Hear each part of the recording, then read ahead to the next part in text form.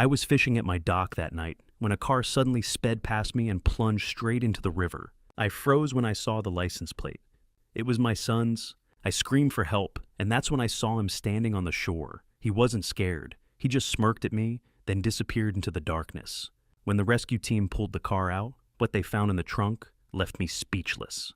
Hi everyone, I'm truly grateful you're here. Before we begin, hit like, subscribe, and tell me where you're watching from. I love seeing how far these stories travel. This story is fictional, created for powerful storytelling, but the message behind it matters. What was hidden inside that wooden box changed everything. Stay with me, you won't believe what comes next. I never believed an ordinary October night could become the dividing line between the life I thought I had and the truth I was about to uncover. The dock beneath my boots groaned softly as I shifted my weight and cast my line into the Hudson. It was just after 9. The kind of autumn night that carries a thin, biting cold, the sort that slips past your collar and settles deep in your bones. A half-moon hovered behind drifting clouds, spilling pale light across the restless surface of the river. Far off, a row of dim street lamps traced the narrow road that curved along the bank, like a dim scar in the darkness. This had become my routine. Every evening, if the weather allowed, I brought a thermos of black coffee and my old fishing rod down to the dock. Not because I cared much about the fish I released most of what I caught, but because it gave structure to the silence. It gave me somewhere to stand besides the empty rooms of my house. It gave my hands something to do, while my mind tried not to wander too far into memory. My name is Franklin Calloway. I'm 68 years old. I've been a widower since August of 2020. That was the month I lost Helena.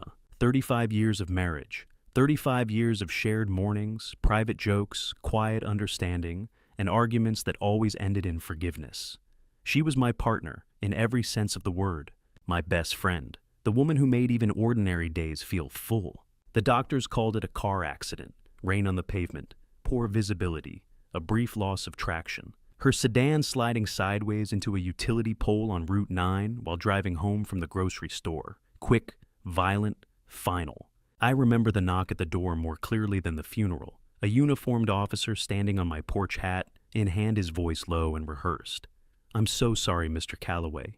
There was nothing anyone could have done." The words reached my ears, but they never quite settled into meaning.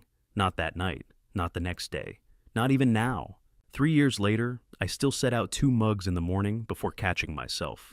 Still reach across the mattress at night, only to find the other side cold and undisturbed.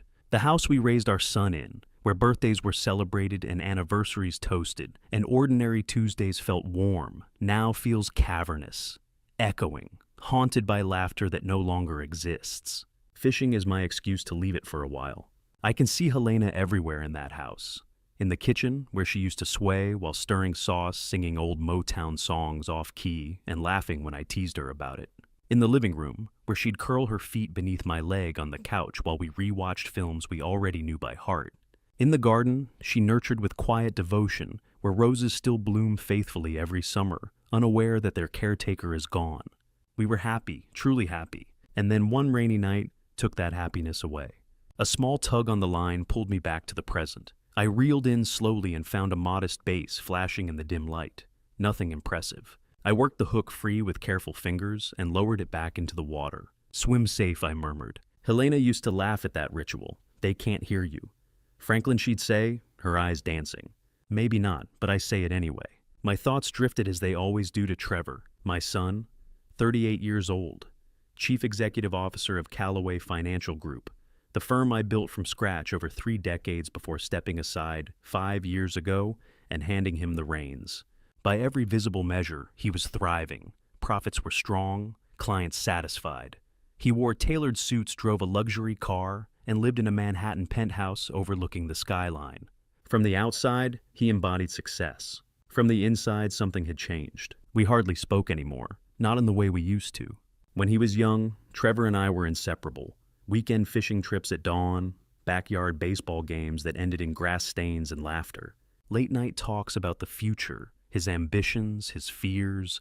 I taught him to drive, guided him through college applications, sat beside him when his first girlfriend broke his heart.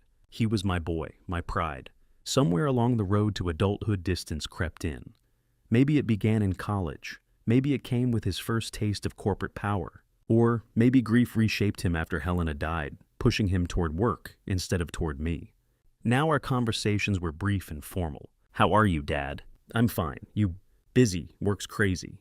"I understand." Click. I told myself not to take it personally. He had responsibilities, pressure, a company to lead. While he built an empire, I stood alone on a wooden dock, holding on to the past. Still, I missed him. Missed the version of Trevor, who once looked at me like I held the answers to everything. A sharper gust of wind swept across the river, sending ripples shivering over the surface. Leaves rustled violently in the trees behind me. I pulled my jacket closer and checked my watch. 9:15. Another 20 minutes, I thought.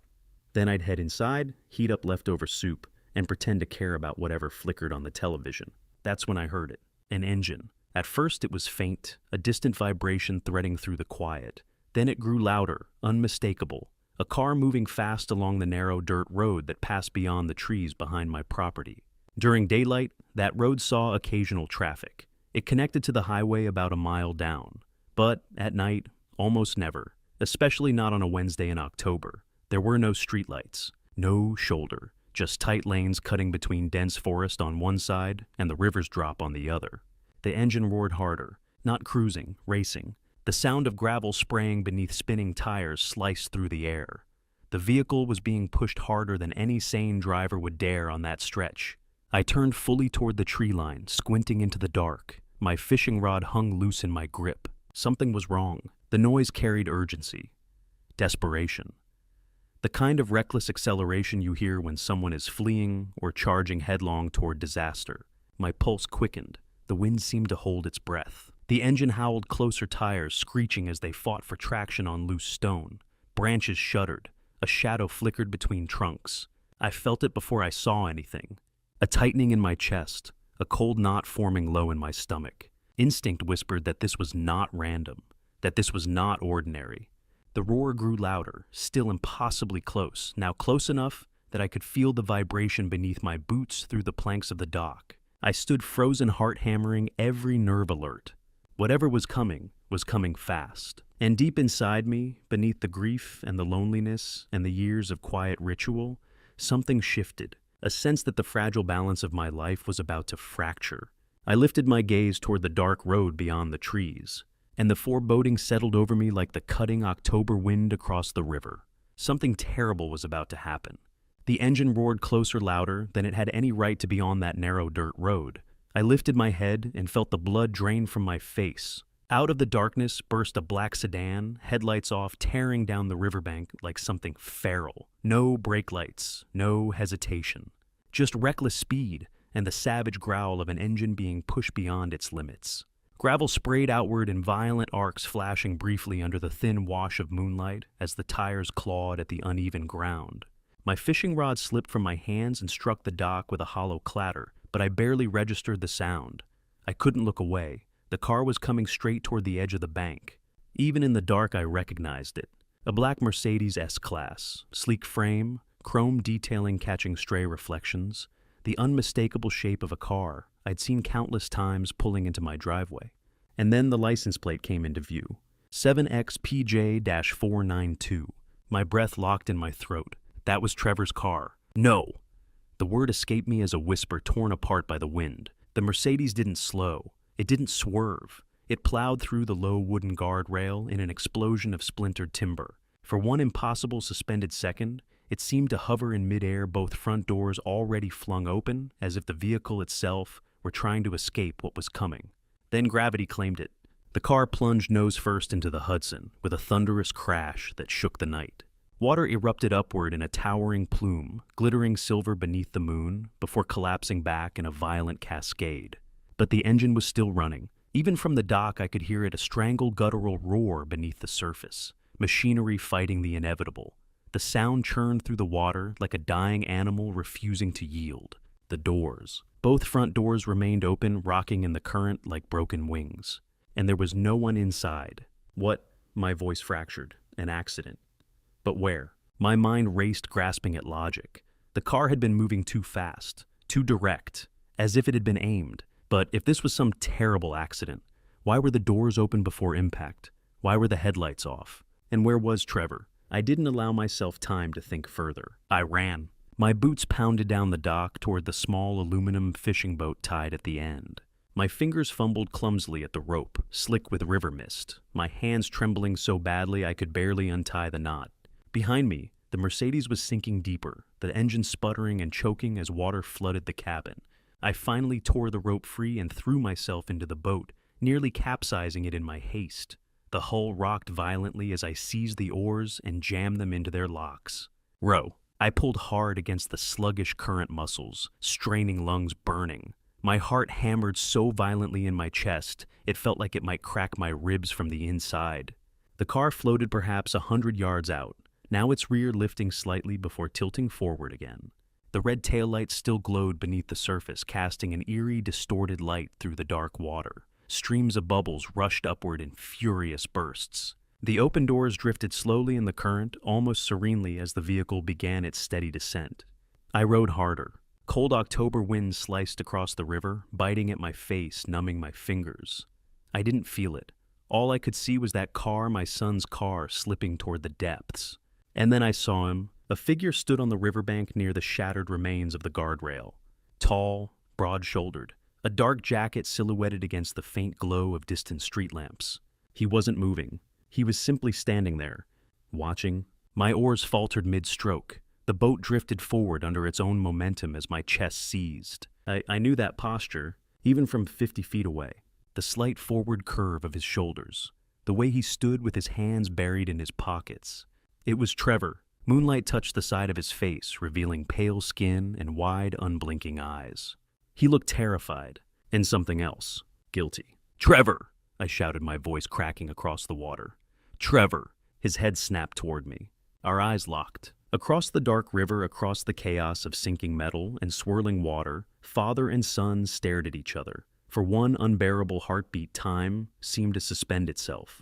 I saw shock in his expression, his mouth parting as if he might speak, might explain, might reach across that distance. He didn't. Instead, he turned and ran. "Trevor, wait!" I screamed, rising to my feet in the unsteady boat. It rocked violently, threatening to pitch me into the water, but I didn't care. "Trevor, stop." He didn't look back. He sprinted toward the road, gravel crunching beneath his shoes. Through the trees, I saw another vehicle, a dark sedan parked just beyond the forest edge. Its engine idled low, headlights extinguished. Trevor threw open the driver's door, dove inside, and slammed it shut. The engine roared. Tires shrieked as the sedan lurched forward, spitting dust and stone into the air. Its taillights flared crimson for a single fleeting second before disappearing around the bend, swallowed whole by the night. And then he was gone. I stood there in the boat oars, hanging loosely from my numb fingers, staring at the empty stretch of road. Behind me, the Mercedes surrendered. The engine sputtered one final choked breath and died. The vehicle tipped forward, slipping beneath the surface with a soft, gurgling hiss. The taillights flickered once, twice. Then darkness consumed them. The river fell silent. Only the faint lapping of water against metal marked where the car had vanished. My legs buckled. I sank onto the wooden seat breath, shuddering out of me in ragged bursts. My entire body trembled, not just from the cold, but from the realization settling like lead in my chest. Trevor had been there. He had watched. My phone rested in my jacket pocket. I pulled it out with shaking hands and stared at the illuminated screen. My thumb hovered above the keypad. For a long moment, I couldn't bring myself to move. Then I dialed. 911. What's your emergency? The operator's voice sounded distant, almost unreal, as though it belonged to another world entirely. I opened my mouth. Nothing came out. My throat tightened. My chest felt hollow. "Sir, are you there? What's your emergency?" I forced air into my lungs. "I need to report." My voice trembled. I swallowed hard. "A car that was just pushed into the river. Can you confirm your location, sir?" "Private dock," I managed. "Half a mile south of Riverside Marina. Hudson River. Are there any injuries? Is anyone in the water?" I closed my eyes. I saw Trevor again standing motionless on the shore, watching his car sink. "No," I whispered. "No one's in the water. Can you describe what happened?" The truth felt enormous, crushing. But I pushed the words out anyway. "And I know who did it." There was a pause. "Sir!" My voice shook as the final barrier inside me gave way.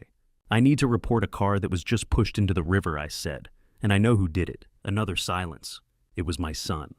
Police and rescue crews arrived roughly 30 minutes later, though time had long since lost its meaning for me. I was still standing on the riverbank, soaked to the skin, shivering uncontrollably from cold and shock. Red and blue lights strobed across the darkness, splashing violent color over the water. The once black river now shimmered in fractured crimson and electric sapphire. Sirens faded into the distance as engines idled, doors slammed, boots pounded against gravel. Commands were shouted in clipped urgent bursts that cut through the night air. A fire truck rolled to a stop near the shattered guardrail, its heavy tires grinding over splintered wood. Another emergency vehicle positioned itself closer to the dock. Within moments, a rescue boat was being lowered into the Hudson ropes, straining metal creaking as it touched the water, and its engine sputtered awake. All of it unfolded around me, and I barely absorbed a second of it. I stood rigid at the edge of the shore water, dripping from my jacket sleeves, my arms wrapped tightly around my torso, as if I could somehow keep myself from breaking apart. My teeth chattered violently, my knees trembled. The cold had burrowed deep into my bones, but it wasn't just the temperature that made me shake. It was what I had seen, what I knew. Gravel crunched softly behind me. I turned my head. A woman approached, walking with steady, deliberate steps. She appeared to be in her early 40s, sharp eyes, composed posture, short black hair, pulled back into a no-nonsense ponytail. She wore a dark blazer over a crisp white blouse, and a badge gleamed faintly against her belt in the flashing emergency lights. Her expression was calm, controlled, but beneath that composure was intensity and alertness that told me she was already reconstructing the scene in her mind. "Mr. Calloway," she said, her voice firm but not unkind. "I'm Detective Sarah Caldwell. You're the one who placed the call." I nodded. Speaking felt impossible. "Can you tell me what happened?" I opened my mouth. Nothing came. How could I possibly explain what I had witnessed? How could I translate into words the image of my son standing silently on the shore, watching his own car sink beneath the surface, then fleeing like a man running from guilt? My voice came out hoarse and thin. I saw the car go in, the Mercedes. I tried to. My hand lifted weakly toward the water. Detective Calloway followed the gesture, then returned her gaze to my face. She studied me carefully. Too carefully. For a brief, unsettling moment, I had the sense she could see the truth written across me. "We'll recover it," she said. "The dive team is already deploying. Just stay here. Stay here." I wanted to collapse. I wanted to sink to my knees and let the earth swallow me whole. But my legs wouldn't bend. I remained frozen, staring out at the dark water where the car had vanished. An hour passed. Massive floodlights were erected along the shoreline, transforming night into a stark, artificial daylight. The brightness was almost blinding after so much darkness. I watched divers move methodically through the river, attaching heavy cables to the submerged Mercedes. Their movements were precise, efficient, clinical. A heavy-duty tow truck positioned itself near the water's edge. Its engine growled low as the winch engaged steel cable tightening with a strained metallic whine. Slowly, reluctantly, the car began to rise. Water poured from its open doors and shattered windows and heavy sheets crashing back into the river. The black paint gleamed slick under the floodlights. The front end was crushed inward from the impact, hood buckle grille twisted into something grotesque. But there was no mistaking it. It was Trevor's car. The winch continued pulling until the vehicle cleared the shoreline. With a grinding screech of metal against gravel, the tow truck dragged it fully onto land. Rescue personnel swarmed around it instantly. Flashlights pierced every corner of the cabin. Officers peered into the front seats. Others circled toward the rear. I stood several feet away, hands jammed deep into my pockets, breath shallow, heart racing. Then someone called out, "Detective, we've got something." An officer crouched at the open trunk, his flashlight beam cutting through the wet interior. Detective Calloway moved quickly toward him. Without realizing it, I followed. Inside the trunk, partially concealed by soaked carpeting and scattered debris, sat a small black safe. It was roughly the size of a briefcase, heavy steel construction, a combination dial at the front. Water streamed from its edges, pooling beneath it on the gravel. The officer tugged at the handle. It didn't move. "Locked tight," he said. Detective Calloway's eyes flicked toward me. There was no accusation in her expression yet, but there was something else. Expectation. "Mr. Calloway," she said slowly. "Do you know who this vehicle belongs to?" The air thickened instantly. Every sound seemed to dull. I could feel the weight of every gaze on that riverbank, officers, firefighters, paramedics, all waiting for my answer. I could lie. I could claim ignorance. I could give Trevor time to run. But what would that make me? Helena's face flashed in my mind. Her voice, her unwavering belief in honesty, in integrity, in doing what was right even when it carved you open. Especially when it carved you open. I swallowed hard. It's my son's car. The words felt like stones dragged from deep within my chest. Detective Calloway's expression sharpened. Your son, Trevor Calloway, 38, CEO of Calloway Financial Group. My breath hitched. I saw him. Tonight. He was standing right there when the car went into the water, and then he drove away. A ripple of murmurs swept through the responders. Detective Calloway lifted a hand, silencing them. She stepped closer, lowering her voice. Mr. Calloway, are you telling me your son intentionally put this car into the river? I stared at the mud beneath my boots and nodded. Someone muttered a quiet curse. Detective Calloway's jaw tightened. She turned back to the safe. Call a locksmith, she ordered. Now. Another 40 minutes passed before the locksmith arrived, a wiry man in his 50s with weathered hands and a worn tool bag slung across his shoulder. He knelt beside the safe as though approaching a delicate operation. His eyes narrowed as he examined the combination lock. Officers formed a loose semicircle around him, floodlights casting long, stark shadows behind them. The air was tense, silent. I stood at the edge of the circle, arms crossed tightly over my chest, heart pounding so violently I thought I might collapse. I didn't know what was inside that safe. I didn't know what Trevor had tried so desperately to erase by drowning his own car. But I knew one thing. Whatever was inside mattered. The locksmith began working. Small metallic clicks echoed softly as his tools scraped and adjusted within the mechanism. Minutes stretched into something unbearable. Every second felt magnified. Then, click. The sound was subtle, almost gentle. The lock gave way. The locksmith leaned back, nodding. Detective Calloway slipped on a pair of latex gloves and crouched beside the safe. She gripped the handle, slowly, carefully. She lifted the lid. A beam of white light from an officer's flashlight cut into the darkness inside. I couldn't see the contents from where I stood, but I saw her face. The color drained from it instantly. Her eyes widened, not in confusion, not in anger, in something deeper. Her lips pressed into a thin, controlled line, as if forcing herself not to react. Then she looked up at me. And for the first time since she had arrived on scene, I saw something that made my stomach drop. Fear. Mr. Calloway, she said quietly, her voice tight with restraint. You need to sit down, right now. When I looked inside the safe, the world tilted. For a second, maybe longer, I couldn't move, couldn't inhale. The chaos around me, the floodlights, the murmur of officers, the distant churn of river water, collapsed into a dull, ringing hum. Everything narrowed to the inside of that small black box, illuminated by the hard white beam of Detective Calloway's flashlight. 3 black USB drives lay side by side, perfectly aligned. Each one bore a strip of white tape with a handwritten label. October 2021, March 2022, July 2023. The dates felt deliberate, methodical, like milestones. Beside them rested a leather-bound notebook, its cover darkened and warped from river water, but still intact. The pages were swollen edges curling, yet I could see the ink had held. Tight rows of numbers filled the sheets, columns of figures, dates, initials, account references.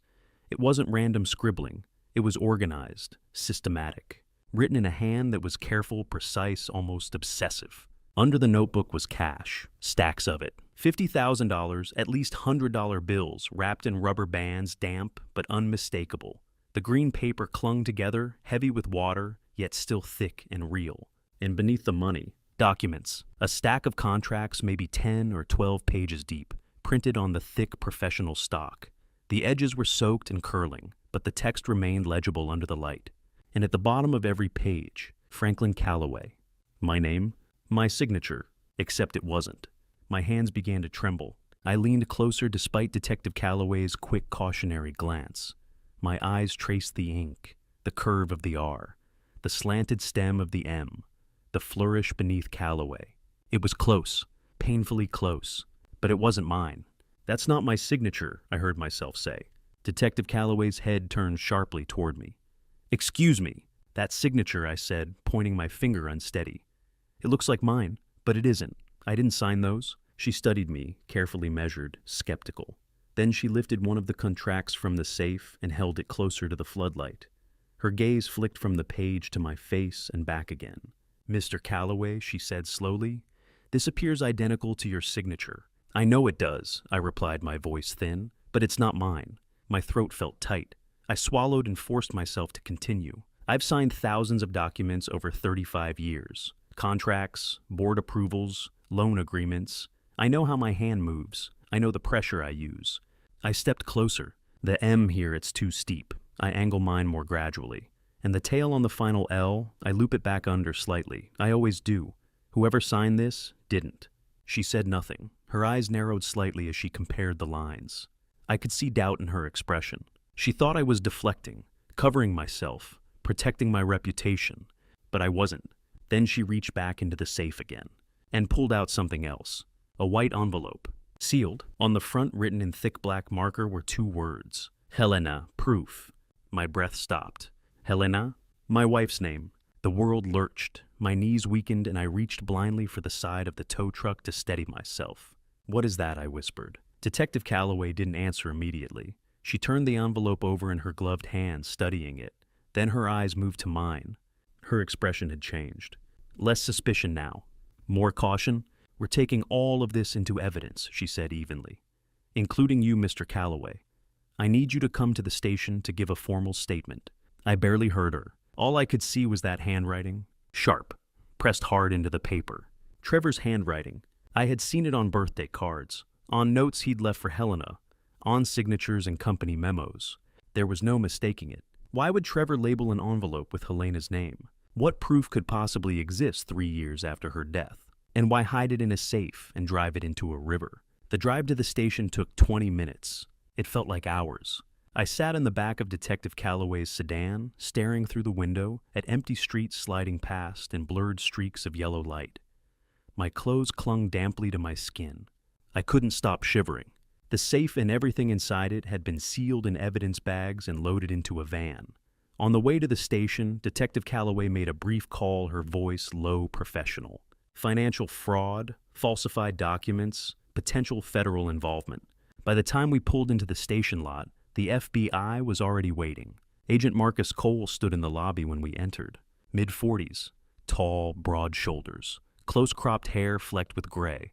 He wore a dark suit and a burgundy tie, the knot tight and precise. His posture was controlled, economical, as if every movement had been trained into efficiency. When he extended his hand, his grip was firm, but measured. "Mr. Calloway," he said, in a steady, resonant voice. "I'm Special Agent Marcus Cole with the FBI's Financial Crimes Unit.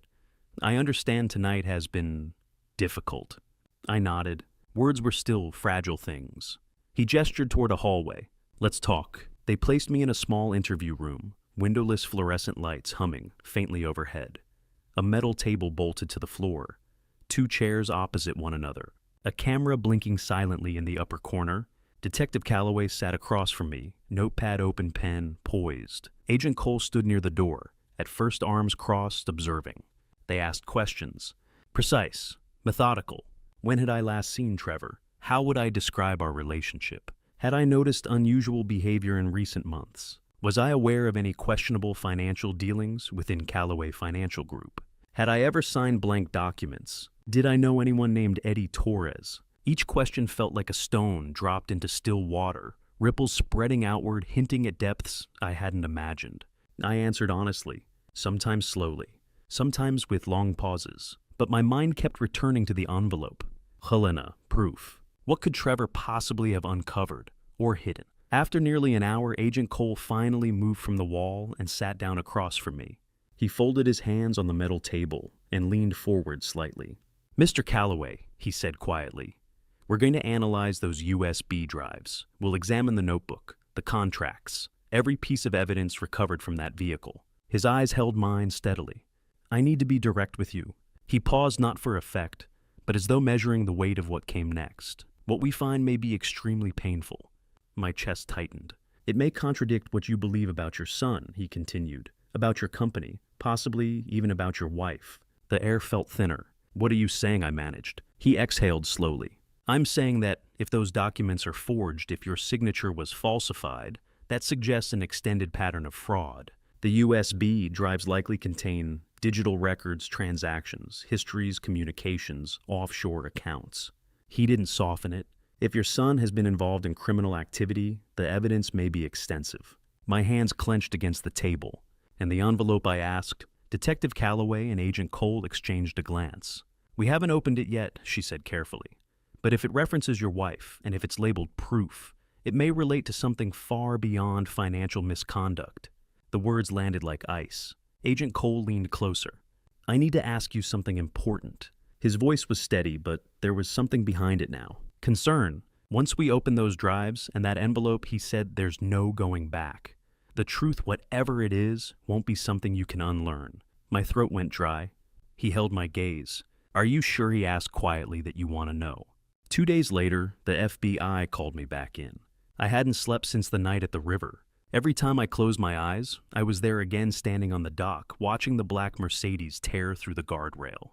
I saw Trevor on the shore, frozen in the pale light, his face drained of color. I saw the look in his eyes when he realized I was there. Fear, shock, and something heavier. Guilt. I heard the crash of metal hitting water, the muffled drowning growl of the engine beneath the Hudson's surface. And above all of it, I saw that white envelope in my mind. Helena. Proof, written in Trevor's unmistakable hand. For 2 days, I existed in a haze. I didn't eat. I barely moved. The house felt even larger than usual, the silence more oppressive. My phone rang constantly, reporters, board members, old acquaintances suddenly curious about my welfare. I let it go to voicemail every time. I sat in the living room staring at nothing, waiting for answers that I wasn't sure I could survive. On Friday afternoon at exactly 2 o'clock, I walked into the FBI's Manhattan field office. The building felt sterile, impersonal, all glass and steel and quiet authority. Agent Marcus Cole met me on the 7th floor. He led me into a conference room that looked like it had been designed to strip emotion from the air. White walls, fluorescent lights. A long table covered in neatly arranged folders, printed reports, and sealed evidence bags. Detective Sarah Caldwell stood near the window, arms folded, her face unreadable. "Mr. Calloway," Agent Cole said evenly. "Thank you for coming." I sat. My hands were clasped tightly in my lap to stop them from shaking. My heart pounded so hard I could feel it in my throat. "We've completed the preliminary analysis of the materials recovered from the safe," Agent Cole began. He opened a thick folder and slid it toward me. "What we uncovered is substantial." I didn't touch it. I couldn't. He didn't wait for me to gather myself. Instead, he began laying documents across the table, methodical and precise. 3 USB drives, he said, each containing financial records spanning the last 4 years, bank statements, wire transfer confirmations, offshore account logs. "We've cross-referenced everything with Calloway Financial Group's official filings." He looked up. "Mr. Calloway, someone has been siphoning money from your company's client trust accounts for 4 years." The words didn't register at first. How much I managed? $47 million. The number struck like a physical blow. The air seemed to vanish from the room. $47 million, I repeated, barely hearing my own voice. "Yes." He slid another document forward, a detailed wire transfer sheet. "In addition, we found payments totaling $2.3 million directed toward various regulatory officials, tax auditors, compliance officers, individuals positioned to overlook discrepancies, bribery." The word hung unspoken but obvious. "And there's more," he continued. $8 million in unreported income funneled through shell corporations and falsified consulting agreements. It appears designed to conceal the embezzlement and avoid IRS scrutiny." The numbers felt surreal, abstract. 47, 2.3, 8. But they weren't abstract. They were crimes. And here's the critical issue, Mr. Calloway. Agent Cole's voice lowered slightly. "Every transaction, every authorization was executed under your name." He pushed a stack of contracts toward me. My forged signature stared back from the bottom of each page. "Our forensic document examiners conducted a full comparative analysis," he said. "They reviewed these against authenticated samples of your handwriting from legal filings, tax returns, and board resolutions." He paused. "The forged signatures match your legitimate signature at approximately 94% accuracy." 94%. I stared at the ink, the curves, the slant. It looked like me, close enough to convince anyone who wasn't looking carefully. "But it wasn't me," I said, my voice hollow. I know, Agent Cole replied quietly. We know. He tapped one of the pages. The inconsistencies are subtle, microscopic pressure variations, letter spacing, the way the pen lifts at the end of certain strokes. It's nearly flawless, but not flawless. Relief flickered briefly. Then rage followed. Trevor. I said the name rough in my throat. He studied my signature. He practiced it. He forged it. Agent Cole didn't contradict me. That is our working theory, he confirmed. Why I demanded. Why would he risk everything? Agent Cole folded his hands. Control, he said. Money, leverage. He gestured toward another document. You own 65% of Callaway Financial Group. Trevor owns 20%. The remainder is divided among minority shareholders. I understood before he finished. If you were prosecuted and convicted for these financial crimes, Agent Cole continued, you would lose your shares, your position, your reputation, control of the company, and Trevor would inherit it all, I said quietly. He gave a small nod. Silence filled the room. I stared at the evidence, the paper trail of betrayal. My son, the boy I'd taught to fish, to drive, to stand upright in a world that rewarded shortcuts. He had attempted to destroy me. I'm not going to let him win, I said at last, my voice steadier now. I'll fight this. You'll need legal representation, Agent Cole replied. White-collar defense, someone experienced. I know someone. Jonathan Pierce came immediately to mind. Sharp, uncompromising, brilliant in a courtroom. I'll call him. Detective Callaway finally spoke. Mr. Callaway, she said carefully. There's something else. Her tone made my stomach tighten. Agent Cole reached into one of the evidence bags and withdrew the white envelope. Helena, proof. Even from across the table, the handwriting felt like a blow. He held it gently, almost reverently. He didn't open it. Not yet. Mr. Callaway, he said, and for the first time since I'd met him, his voice softened. Before we proceed further, I need to prepare you. The room seemed smaller. This envelope, he continued, was sealed and hidden with the financial records. Based on preliminary context from the USB files, we believe it contains information related to your wife's death. The words froze the air. That accident, I whispered. He didn't answer immediately. It may not have been what you were told, he said carefully. The fluorescent lights hummed faintly overhead. My pulse pounded in my ears. 3 years ago, they had said rain, poor visibility, hydroplaning. Nothing anyone could have done. Agent Cole looked at me steadily. If what we suspect is accurate, this may change your understanding of that night. My hands tightened against the metal table. I felt as though I were standing at the edge of a cliff, staring into darkness. He lifted the envelope slightly. Are you sure, he asked gently, that you want to see what's inside? The question hung between us. Behind it was everything. My son, my company, my wife, Helena. If I opened that envelope, there would be no returning to ignorance, no rebuilding the past into something less terrible. But I had already lost sleep, lost certainty, lost trust. I need to know, I said. My voice didn't tremble this time. Agent Cole studied me for a long moment. Then he nodded. And with careful hands, he began to break the seal on the envelope marked Yelena, proof. My hands trembled as I broke the seal on the envelope. For a moment, I simply stared inside, unable to process what I was seeing. What lay within was far worse than anything I had imagined. A small digital audio recorder rested on top. Beneath it sat a manila folder bearing the letterhead of a private investigation firm, and under that a stack of glossy photographs showing the underside of a vehicle, Helena's vehicle, the Honda Accord she had been driving the night she died. My pulse began to pound in my ears. Agent Cole gently lifted the recorder. Mr. Callaway, he said quietly, I need you to listen to this. He pressed play. At first there was only static faint crackling. Then a voice cut through it, her voice. Helena, Trevor, I know what you've been doing. My chest tightened. Even through the distortion I could hear the restraint in her tone. Anger carefully contained, fear just beneath the surface. Mom, I don't know what you're talking about. Trevor, I would have known his voice anywhere. Don't lie to me, Helena said. I hired someone, a forensic accountant. He found everything. $5 million, Trevor. You stole $5 million from the company. Silence. Then Trevor's voice returned different now. Harder.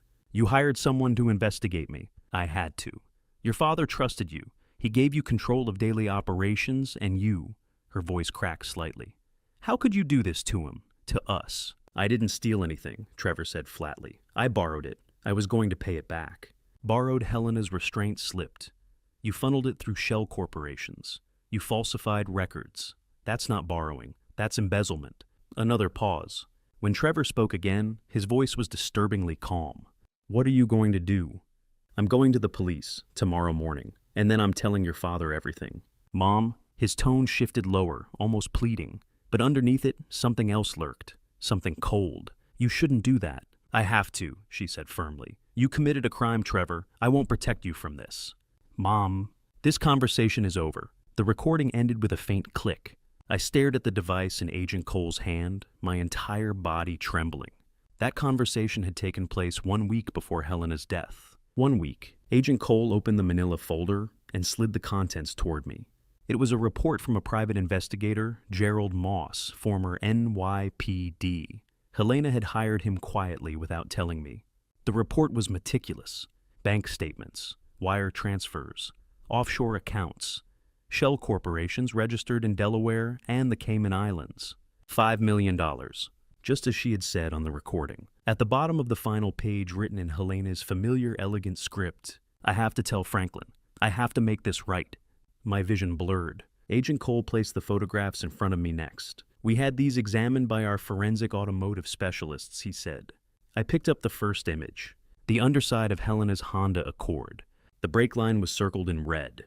It had been cut, not worn, not corroded, not snapped from impact. Cut, clean, precise incisions, deliberate. The damage was subtle enough that the line would hold briefly long enough for her to begin driving, but would fail under sustained pressure. Under braking, the room seemed to tilt sideways.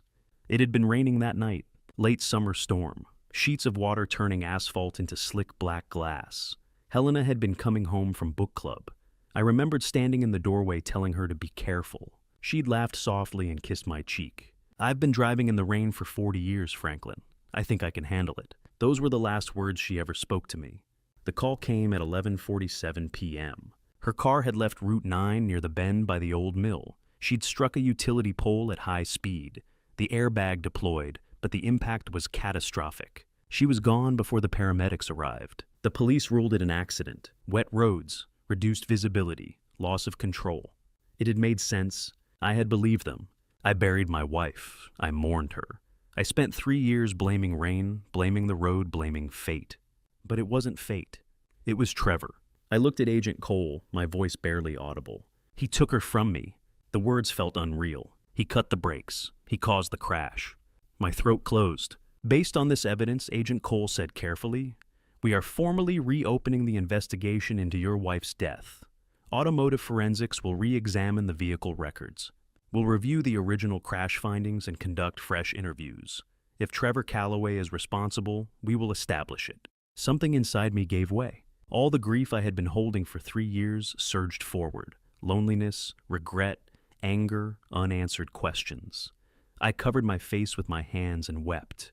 I wept for Helena, for the mornings we would never share again, for the empty side of the bed, for the son I thought I had raised to be better than this. Detective Calloway rested a steady hand on my shoulder. She said nothing. She didn't need to.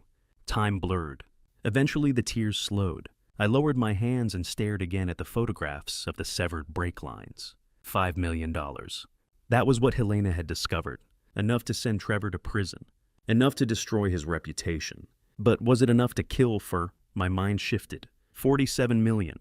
That was the full embezzlement uncovered by the FBI. $5 million had only been the beginning. Trevor hadn't just stolen a small sum and panicked. He had been building something larger. The forged signatures, the shell corporations, the bribes, the tax fraud, and the plan to frame me. If I had been charged and convicted, I would have lost everything: my company, my shares, my legacy. On my 65% stake, Trevor would have inherited control. Helena hadn't simply threatened to expose $5 million. She had become the first obstacle in a much larger scheme. And I had been the final target. A cold realization settled over me. Helena's death had not been the end of his desperation. It had been the beginning of his strategy. Silence her, continue siphoning funds, forge my signature, frame me, take everything. Trevor hadn't acted in panic. He had acted with calculation. I pushed back my chair slowly. My legs felt unsteady, but they held. Agent Cole and Detective Calloway both watched me carefully. The grief was still there, the shock, the devastation. but beneath it, something else had formed. Clarity. I met Agent Cole's gaze. When I spoke, my voice no longer shook. "Find Trevor," I said. The words were calm, measured. "Oh, I want to look him in the eyes." Agent Cole studied me for a long moment. "We will," he replied. I didn't look back at the photographs. I didn't need to. The truth had already burned itself into me. My son had stolen from me. He had tried to destroy me, and he had taken the woman I loved. Now there would be no more silence. No more excuses. No more illusions. Only justice. 3 days later, on Monday morning, the storm finally broke. I woke to the relentless vibration of my phone on the nightstand beside me. It buzzed, paused, buzzed again, an endless cycle that dragged me out of a shallow, fractured sleep. For a moment, I didn't move. I stared at the ceiling, disoriented, my mind still tangled in dreams of river water and flashing lights. The phone buzzed again. I reached for it with an unsteady hand. 12 missed calls, 27 text messages, 17 voicemails, and at the top of my screen, glowing in bold letters, a news alert. CEO Trevor Calloway turns himself in, accuses father of massive embezzlement scheme. My chest constricted. I sat upright in bed so quickly the room tilted. My pulse hammered in my ears as I unlocked the screen and tapped the notification. The headline expanded into a full article.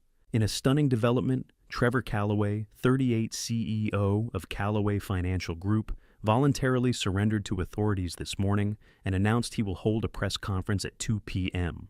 Sources close to the investigation claim Calloway intends to expose his father, company founder Franklin Calloway, 68, as the architect of a multi-million-dollar fraud scheme. I stopped breathing. I scrolled. Every major outlet had the story. National networks, financial publications, even international media. Social platforms were flooded with commentary, outrage, disbelief, condemnation, and nearly all of it was directed at me. By noon, I was sitting in my living room, the television casting flickering light across the walls. Every channel was running some version of the same banner. Father or son, billions at stake. My phone had rung so many times I had finally powered it off. Through the front windows I could see them. Satellite vans, tripods, journalists pacing on the sidewalk, rehearsing lines into handheld microphones. The outside world had turned my home into a spectacle. At precisely 2:00 p.m., the press conference began. The camera cut to a podium set up outside the Manhattan precinct, where Trevor had turned himself in. He stood there composed and polished in a navy suit, flanked by a sharply dressed man, identified on the lower third as Richard Lawson, defense attorney. Trevor looked calm, measured, his shoulders squared, his expression solemn. He looked like a man burdened by truth. He looked like a victim. Lawson stepped forward first. "Good afternoon," he said smoothly. "My client Trevor Calloway has voluntarily cooperated with law enforcement and is here today to make a statement. This has not been an easy decision, but, Mr. Calloway believes it is his moral obligation to come forward with the truth, regardless of the personal cost." He stepped aside. Trevor approached the microphone. "Thank you all for being here," he began. His voice was steady, yet tinged with restrained emotion. "This is the most difficult moment of my life, but I cannot remain silent any longer." He paused, lowering his gaze as though gathering strength. "For several years, he continued, my father, Franklin Calloway, has been systematically embezzling funds from Calloway Financial Group. Tens of millions of dollars have been diverted from client trust accounts routed through offshore entities and concealed behind falsified documentation." My stomach dropped. "I discovered irregularities nearly 2 years ago," Trevor said. "I struggled with what to do. I didn't want to believe it. My father built this company. He built our name." His voice wavered slightly. "I began documenting everything. I compiled evidence. I secured it, hoping there would be some explanation, hoping I was wrong." He shook his head. "But when he realized I knew, he attempted to frame me. He forged documents. He staged the abandonment of his vehicle in the Hudson River to destroy evidence. And when that failed, he tried to manipulate law enforcement into pursuing me." He looked directly into the camera lens. "I love my father, but I cannot shield him from accountability, not when innocent clients have suffered, not when livelihoods are at stake. Doing the right thing may cost me everything, but I will not look away." The press corps erupted. Questions flew from every direction, but Trevor stepped back, and Lawson smoothly took control, deflecting inquiries with practiced precision. I sat motionless on my couch. He had done it. He had inverted reality. He cast himself as the principled son who bravely exposed corruption and me as the criminal patriarch clinging to power. And the world believed him. Within the hour, financial networks reported the damage. Callaway Financial Group's stock had plunged 40%. Trading was halted twice due to volatility. Clients were flooding the company's call centers. Investors were panicking. The board had convened an emergency session. By 5 o'clock, an email arrived. Mr. Callaway, in light of the recent allegations and ongoing investigation, the board of directors has voted to suspend your authority as chairman and majority shareholder pending further review. You are prohibited from entering company premises or accessing corporate accounts until further notice. Legal counsel will contact you. I read it twice. 35 years of work, gone. My reputation shattered in a single afternoon. My legacy reduced to headlines and speculation. My phone, now powered back on to retrieve the email, vibrated again. I nearly ignored it. I had no strength left for reporters, lawyers, or strangers demanding explanations. But the name on the screen stopped me. Thomas Parker. For over a decade, Thomas had been my closest executive partner. I had trusted him implicitly. When Trevor assumed leadership, I had asked Thomas to step aside from direct oversight and mentor my son. If anyone understood the internal workings of that company, it was Thomas. I answered. Mr. Callaway. His voice was low, urgent. I've been trying to reach you all day. I saw the press conference. Thomas. My throat tightened. I didn't. I know, he interrupted firmly. I know you didn't do this. I closed my eyes, and I can prove it, he added. The words cut through the noise in my mind. You can, what? I have documentation Trevor doesn't know exists, Thomas said. Internal audit logs, server backups, access records. I kept copies when I stepped down from daily operations. I didn't trust some of the transactions I was seeing. My heart began to pound again, but this time with something different. Hope. What kind of evidence? I asked carefully. The kind that shows who authorized the wire transfers, he replied. The kind that traces IP logins. The kind that proves the forged documents originated from Trevor's secured workstation. I gripped the phone tighter. We can't discuss this over the line, Thomas said. Too risky. We need to meet. Tonight. Where? I'll send you a location. Quiet. Off the record. There was a pause. I believe you, he said quietly, and I'm not going to let him bury you. I exhaled slowly, the first steady breath I'd taken all day. In the middle of chaos and the aftermath of public humiliation, a single voice had broken through the noise. Mr. Callaway? Thomas repeated, his tone resolute. I need to see you tonight. I have evidence about Trevor. For the first time since that Monday morning began, the narrative no longer felt entirely out of my control. Send me the address, I said. And as I ended the call, I realized something. Trevor had launched his attack, but he had not anticipated resistance.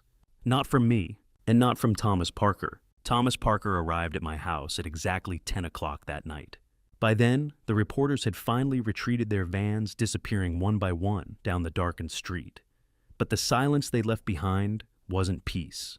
It was the kind of silence that presses against your ears, heavy and watchful. Every shadow beyond the porch light felt like a threat. Every passing car made my pulse spike. I stood inside the foyer, staring at Thomas through the peephole before I unlocked the door. Trust had become a foreign concept. Thomas stood on the porch, hands buried in the pockets of his overcoat, his breath visible in the cold October air.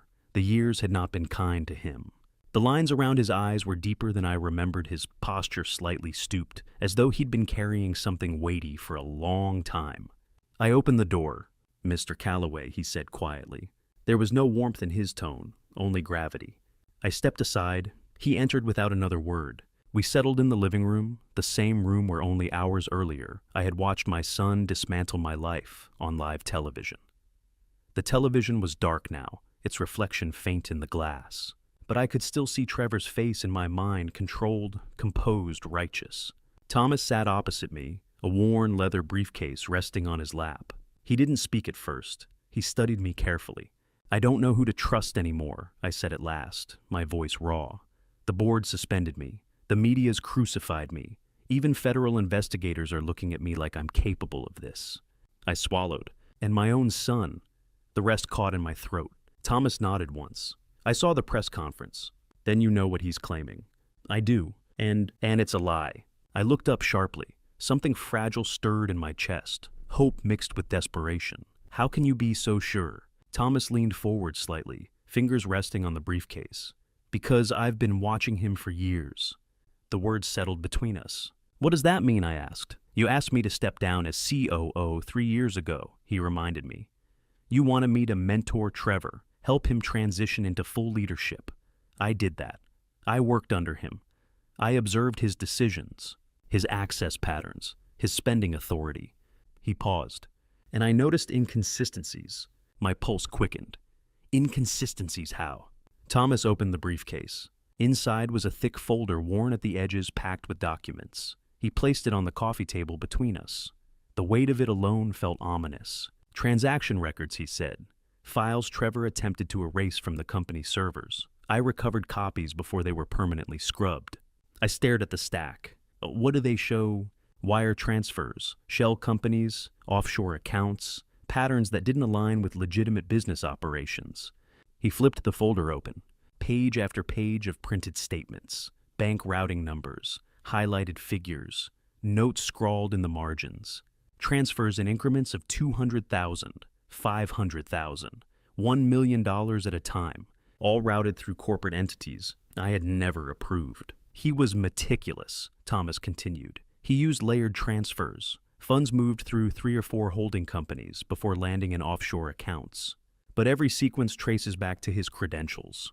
I leaned closer, scanning the lines. The sums were staggering. Thomas withdrew another stack from the briefcase. Emails, printed and clipped together. At the top of each thread, Trevor Calloway. And another name, Eddie Torres. Who is Eddie Torres? I asked, though a cold instinct already formed in my chest. Thomas's jaw tightened. Independent mechanic. Operates a small auto shop in Queens. The air left my lungs. 3 years ago, Thomas added quietly. The same year Helena died. I felt the room tilt. What are you implying? Thomas slid one email toward me. Dated 1 week before Helena's accident. Subject line, final payment. Delivery confirmed. I had a contact in the NYPD run a background check on Torres, Thomas said. Prior charges include fraud, forgery, and evidence tampering. Minor convictions. Nothing major. But he's known in certain circles. I swallowed. Circles for what? For doing things quietly. My voice dropped to a whisper. You're saying Trevor hired him to sabotage Helena's car? Thomas held my gaze. Yes. The word landed like a hammer. I stared at the email chain, my hands shaking uncontrollably now. Payment confirmations, instructions, a final message reading, it's done. Thomas removed another set of documents, credit card statements, and expense reports. And this, he said softly, is where much of the money went. I scanned the pages. Luxury hotel suites in Las Vegas, private villas in Monaco, casino transactions $50,000, $100,000, $200,000 in single nights. Flights to Macau, designer boutiques in Milan, then the darker charges, coded transactions linked to escort services, cash withdrawals in international hubs. He wasn't investing stolen funds, Thomas said. He was spending them. I closed my eyes briefly. How much? In personal expenditures alone over 4 years, Thomas hesitated.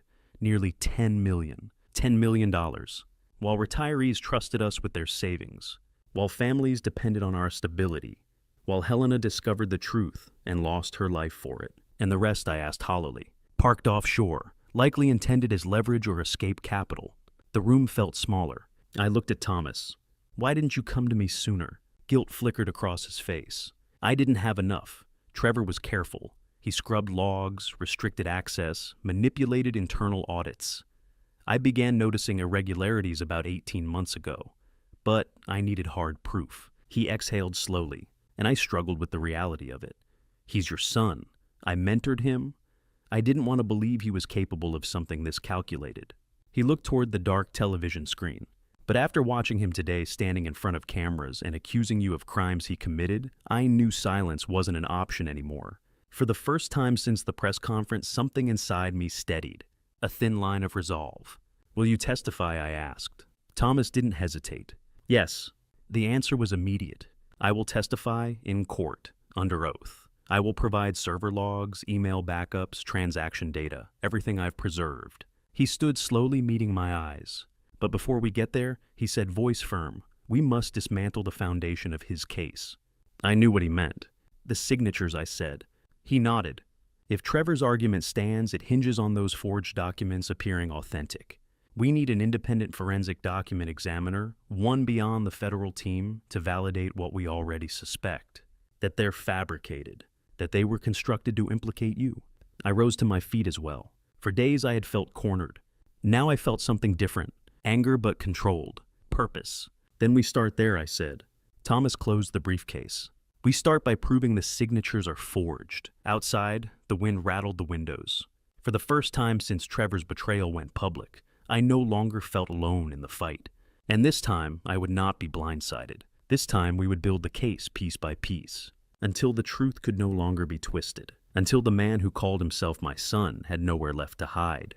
In the days that followed, Thomas and I worked without rest. Jonathan Pierce transformed a corner of his Manhattan office into what he called a war room. The blinds stayed drawn, coffee cups multiplied. The long conference table disappeared beneath stacks of documents, laptops, printed bank statements, and evidence photos. The walls were covered in timelines, Helena's accident in August 2020, the first suspicious transfer weeks earlier, the offshore accounts opened under false names, the Stage River incident, strings of red marker connected dates and dollar amounts. Every arrow pointed back to one name, Trevor. Agent Marcus Cole and Detective Sarah Caldwell joined us daily.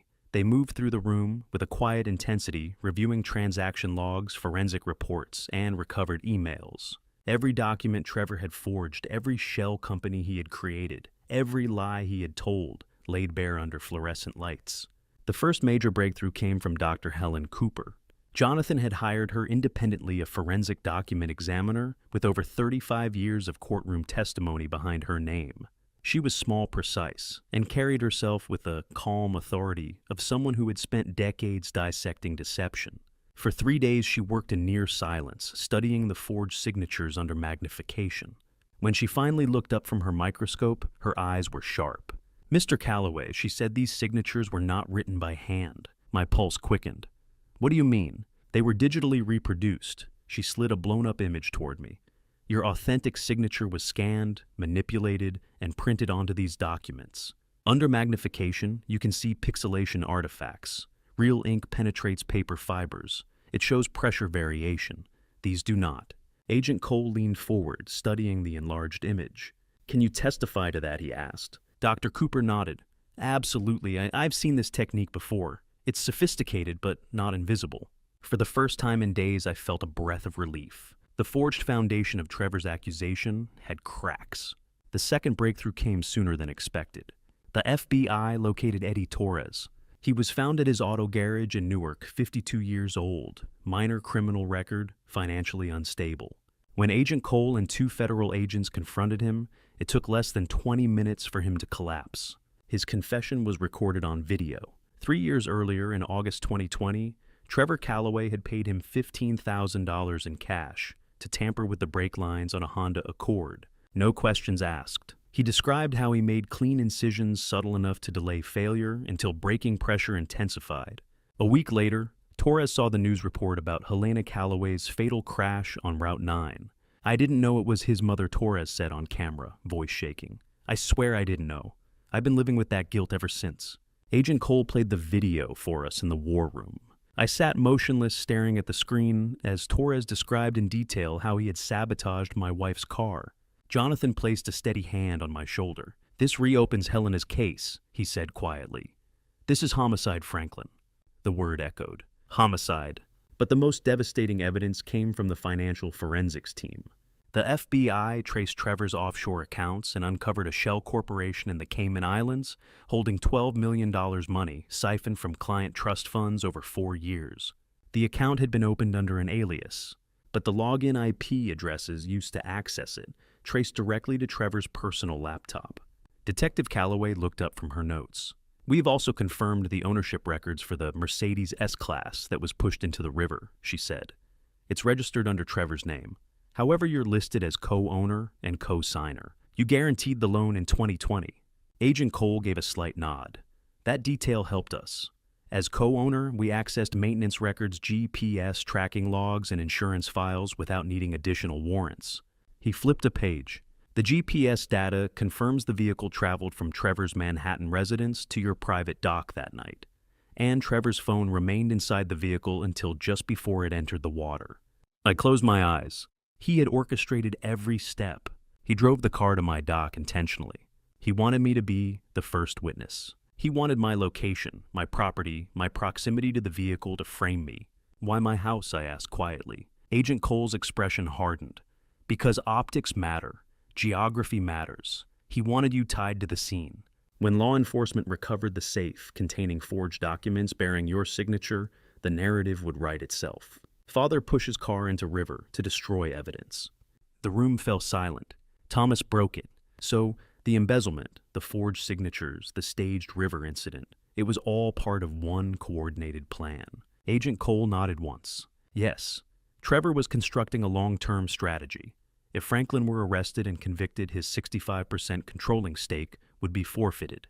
Trevor would assume full ownership of a company valued in the hundreds of millions. I felt physically ill. It wasn't just theft, it was conquest. Agent Cole leaned forward, folding his hands. Trevor is intelligent, charismatic. He has positioned himself publicly as a whistleblower. The media narrative favors him. If this goes to trial, his legal team will attempt to portray you as a bitter patriarch clinging to power. Jonathan nodded grimly. He'll weaponize emotion. The strongest case, Agent Cole continued, would be a direct confession, on record. I looked up slowly. "You're suggesting I confront him?" "Yes," Cole said, "in a controlled environment, somewhere private, somewhere he feels safe enough to lower his guard." Detective Calloway unfolded a map across the table. "We need a location with emotional leverage." I stared at the map for a long moment. Then memory surfaced. A cabin in the woods. Lake Placid. Summers when Trevor was 10, 12, 14. Fishing at dawn. Campfires. The place where he once told me I was his hero. "I know where," I said quietly. All eyes turned toward me. Lake Placid one continued. "The cabin." Agent Cole studied me carefully. "Are you certain you can handle that?" I met his gaze steadily. "I know my son," I said. "That place carries weight for him. It's the only place where he ever showed vulnerability." Cole nodded slowly. "We'll wire the property in advance. Hidden cameras, directional microphones. We'll monitor from a distance." Jonathan added, "You'll need to keep him talking. Ask open-ended questions. Let him explain." I exhaled slowly. "I'll get him to talk." Thomas leaned forward. "He trusts you there. Or, at least I said he remembers who he used to be there." Agent Cole folded the map. "Then that's our plan." The war room fell quiet. This wasn't just about evidence anymore. It was about confrontation.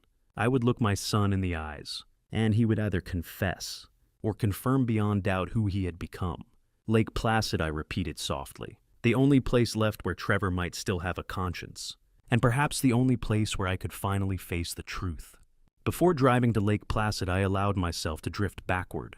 I sat alone in my living room, the house heavy with silence, a single photograph in my hands.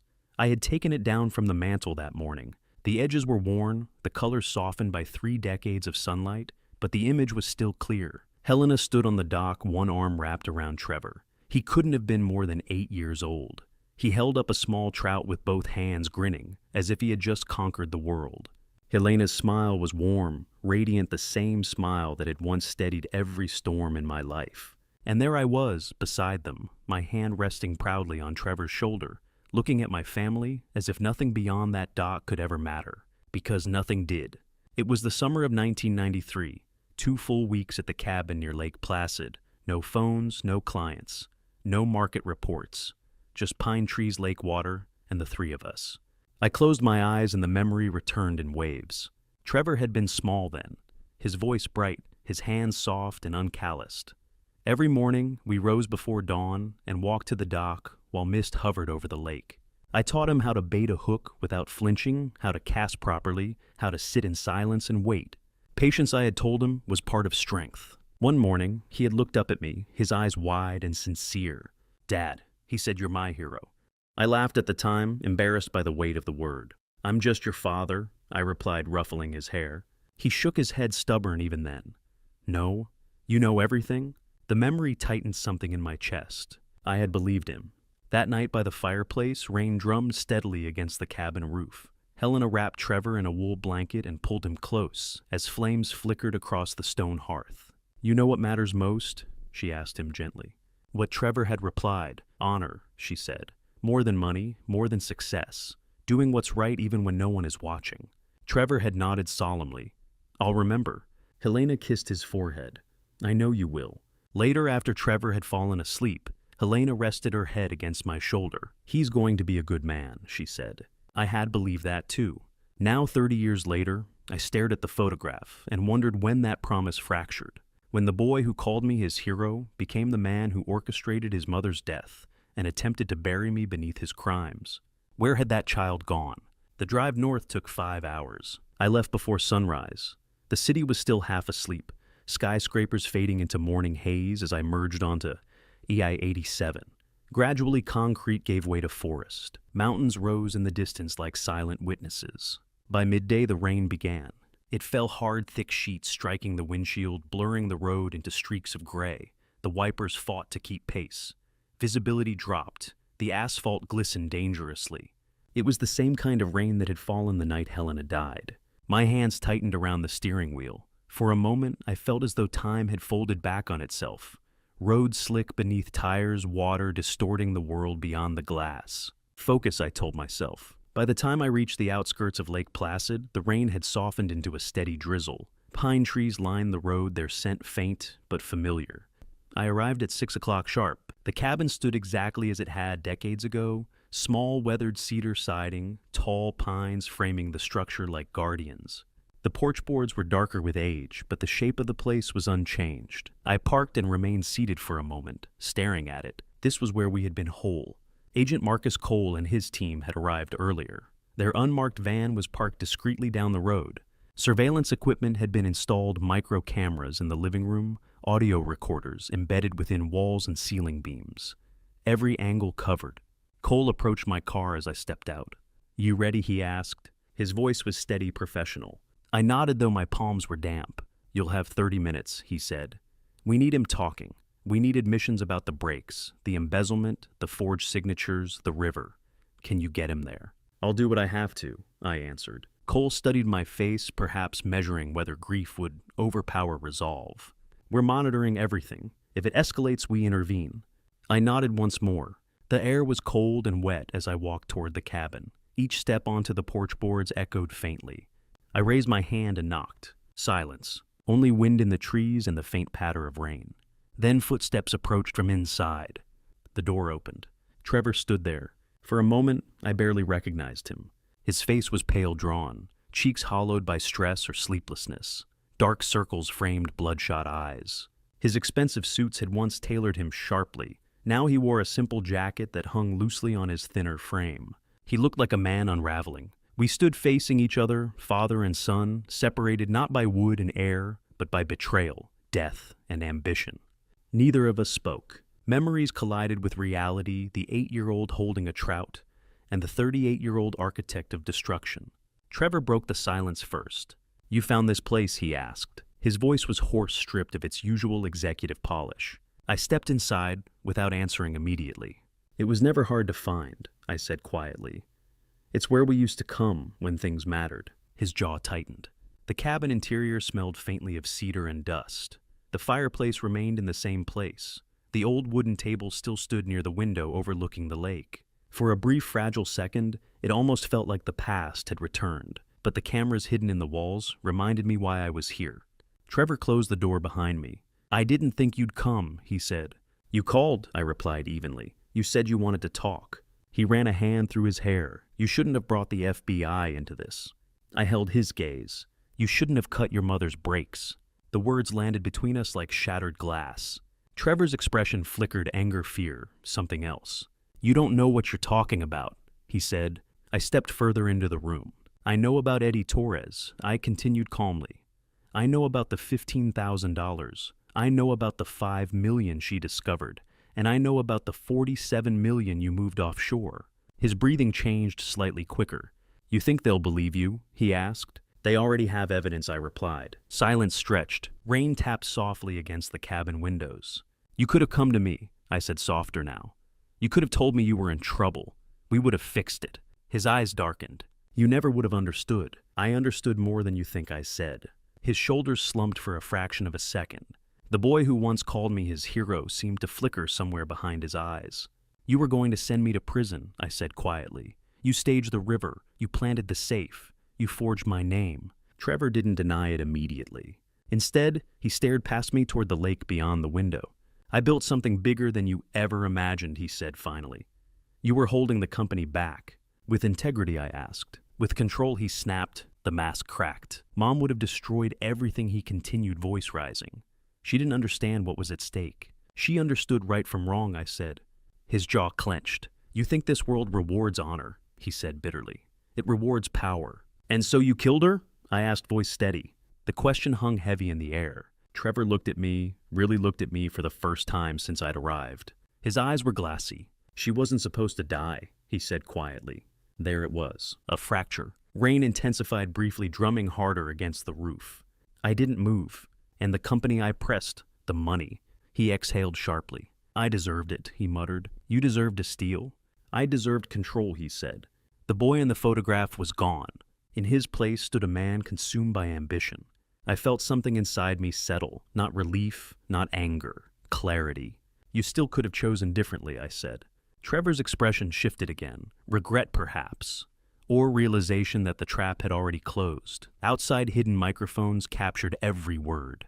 You came here to trap me, he said slowly. No, I replied. I came here because this is the last place you ever told the truth. He said nothing. The lake beyond the window was dark and still. For a moment, we stood suspended between memory and consequence. Then Trevor looked at me exhausted. So what happens now, he asked. I met his gaze. Now, I said quietly, the truth does. I stepped fully inside the cabin, and the door closed with a dull thud behind me. For a moment, I felt the weight of it, wood ceiling shut. Rain muffled the outside world, reduced to a distant hush. It was just the two of us now.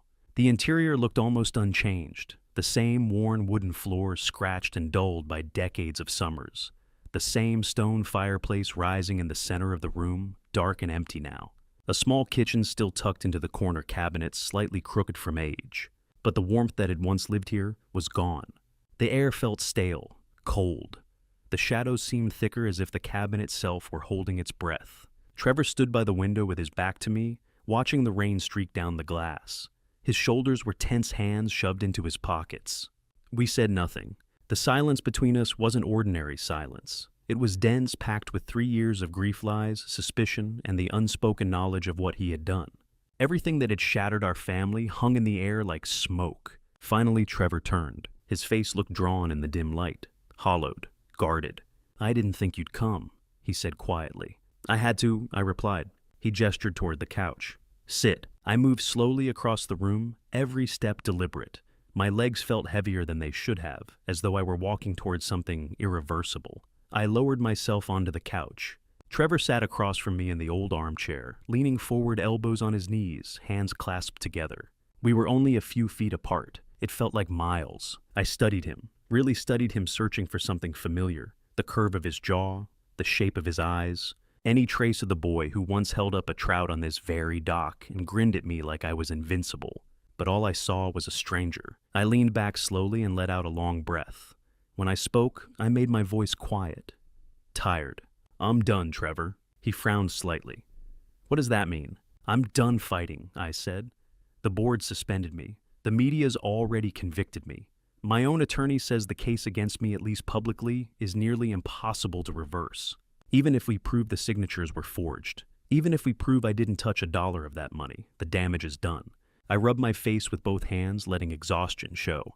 35 years building that company, I murmured, and it's gone. My name is ruined. My legacy is finished. I don't have the strength to keep fighting.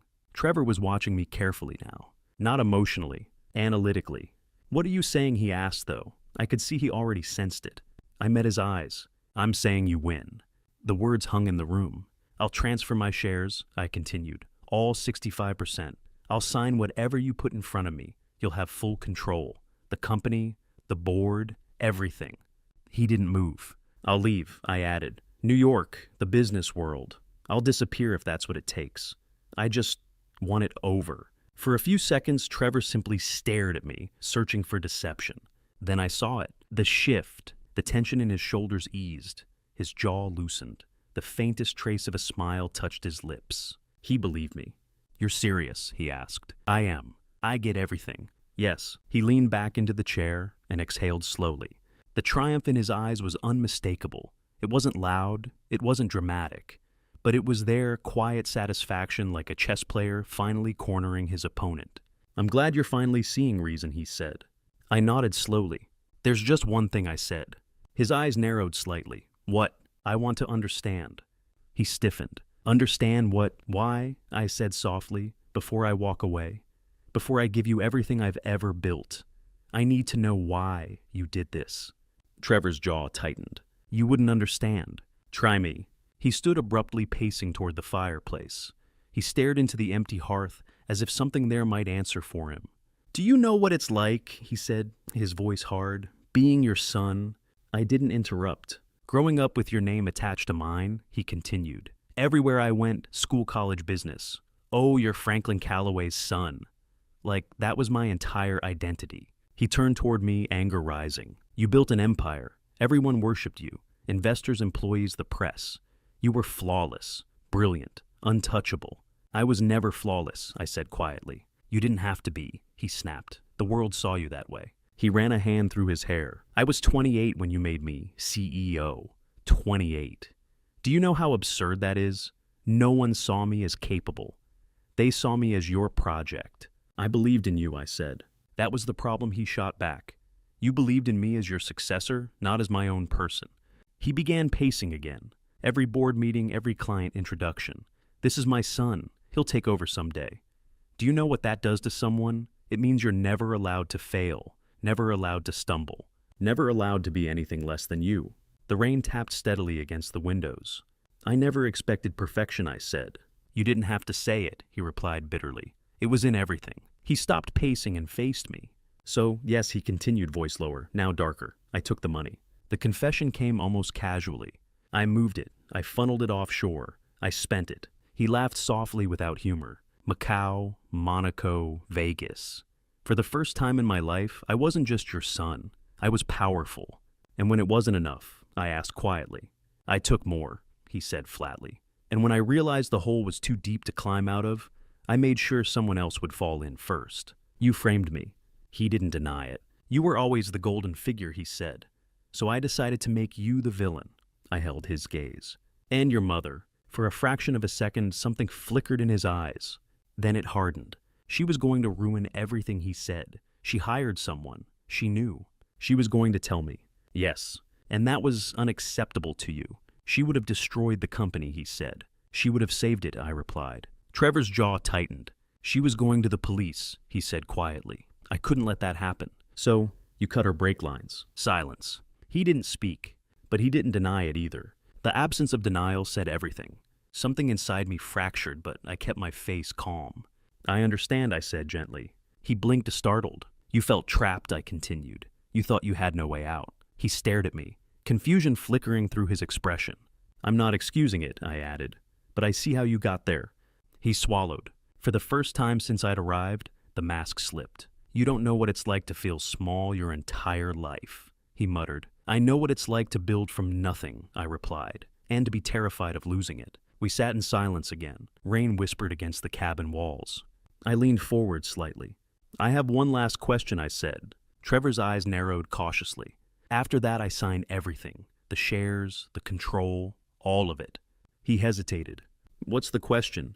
I looked directly into his eyes, the same eyes that once searched mine for approval, for guidance. Was it worth it, I asked quietly. All of it. The money, the power, the lies, Mom. The room seemed to shrink. Trevor didn't answer immediately. His breathing slowed. His gaze shifted just slightly.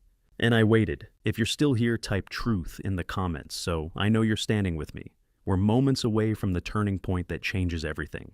Quick reminder, parts of this story are dramatized for powerful storytelling. If it's not your style, you're free to step away. But if you stay, brace yourself. Wherever you're watching from, take care, and thank you for walking this journey with me. I drew in a slow, steady breath, though my chest felt like it was caving in. Trevor!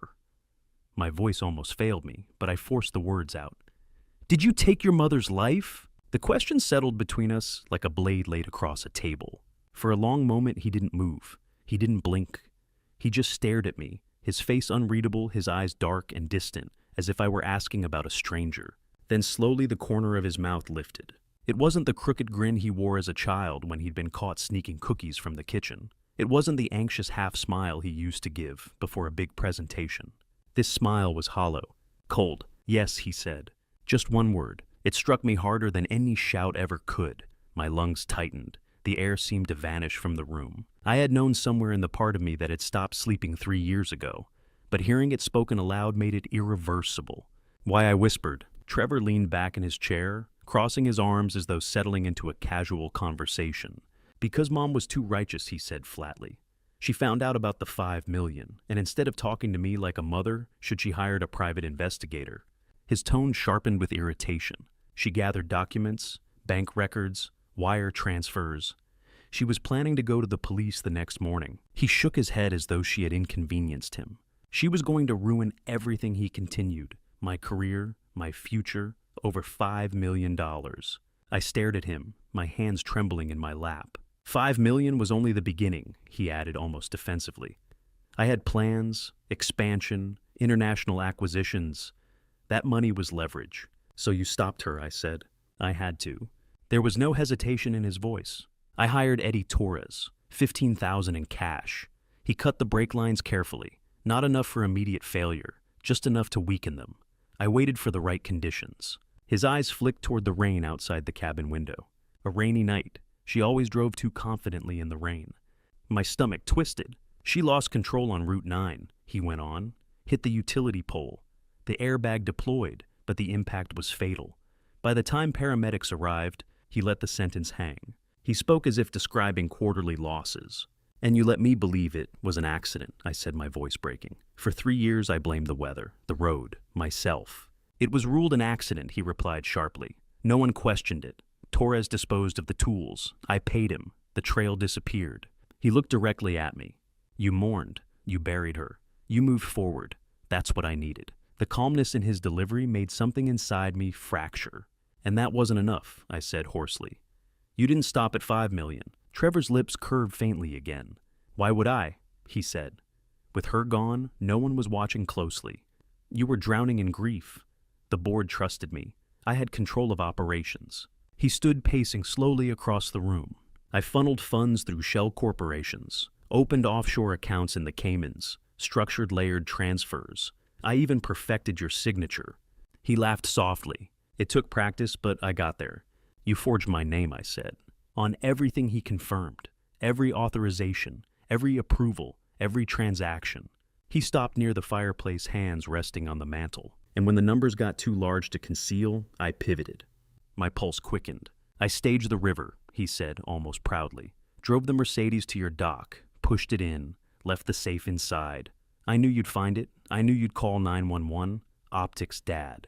You were the grieving founder with access and motive." He turned toward me, eyes gleaming. "If everything had unfolded cleanly, you'd be under indictment right now. The controlling shares forfeited, and I'd have 65% ownership of a company worth hundreds of millions." The arrogance in his voice cut deeper than the confession itself. "And the family," I asked quietly, "the years here, the promises, the nights by this fire." Trevor's expression didn't soften. "Family is leverage," he said. "Attachment is weakness." The words echoed against the cabin walls. "I needed control," he continued. "You and Mom stood in the way." He looked at me without flinching. "So I removed you." For a second I thought my knees would give out. I rose slowly instead, gripping the back of the couch for support. Tears burned down my face, but I did not wipe them away. "You know what hurts most?" I asked. He watched me warily now. "It's not the money," I said. "It's not the lies. It's not even what you did to your mother." I met his eyes. "It's that I failed you." His brow twitched slightly. "I failed to teach you that honor matters, that integrity outlives power, that wealth without conscience is rot." For the first time, something flickered across his face. Uncertainty. Guilt. But it hardened quickly. "You didn't fail," he said quietly. "I just chose differently." "No," I replied. "You chose wrong."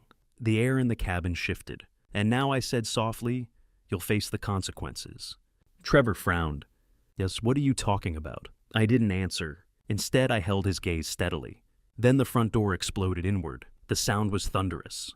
FBI agents flooded into the cabin in coordinated motion, Agent Marcus Cole at the front, Detective Sarah Caldwell just behind him.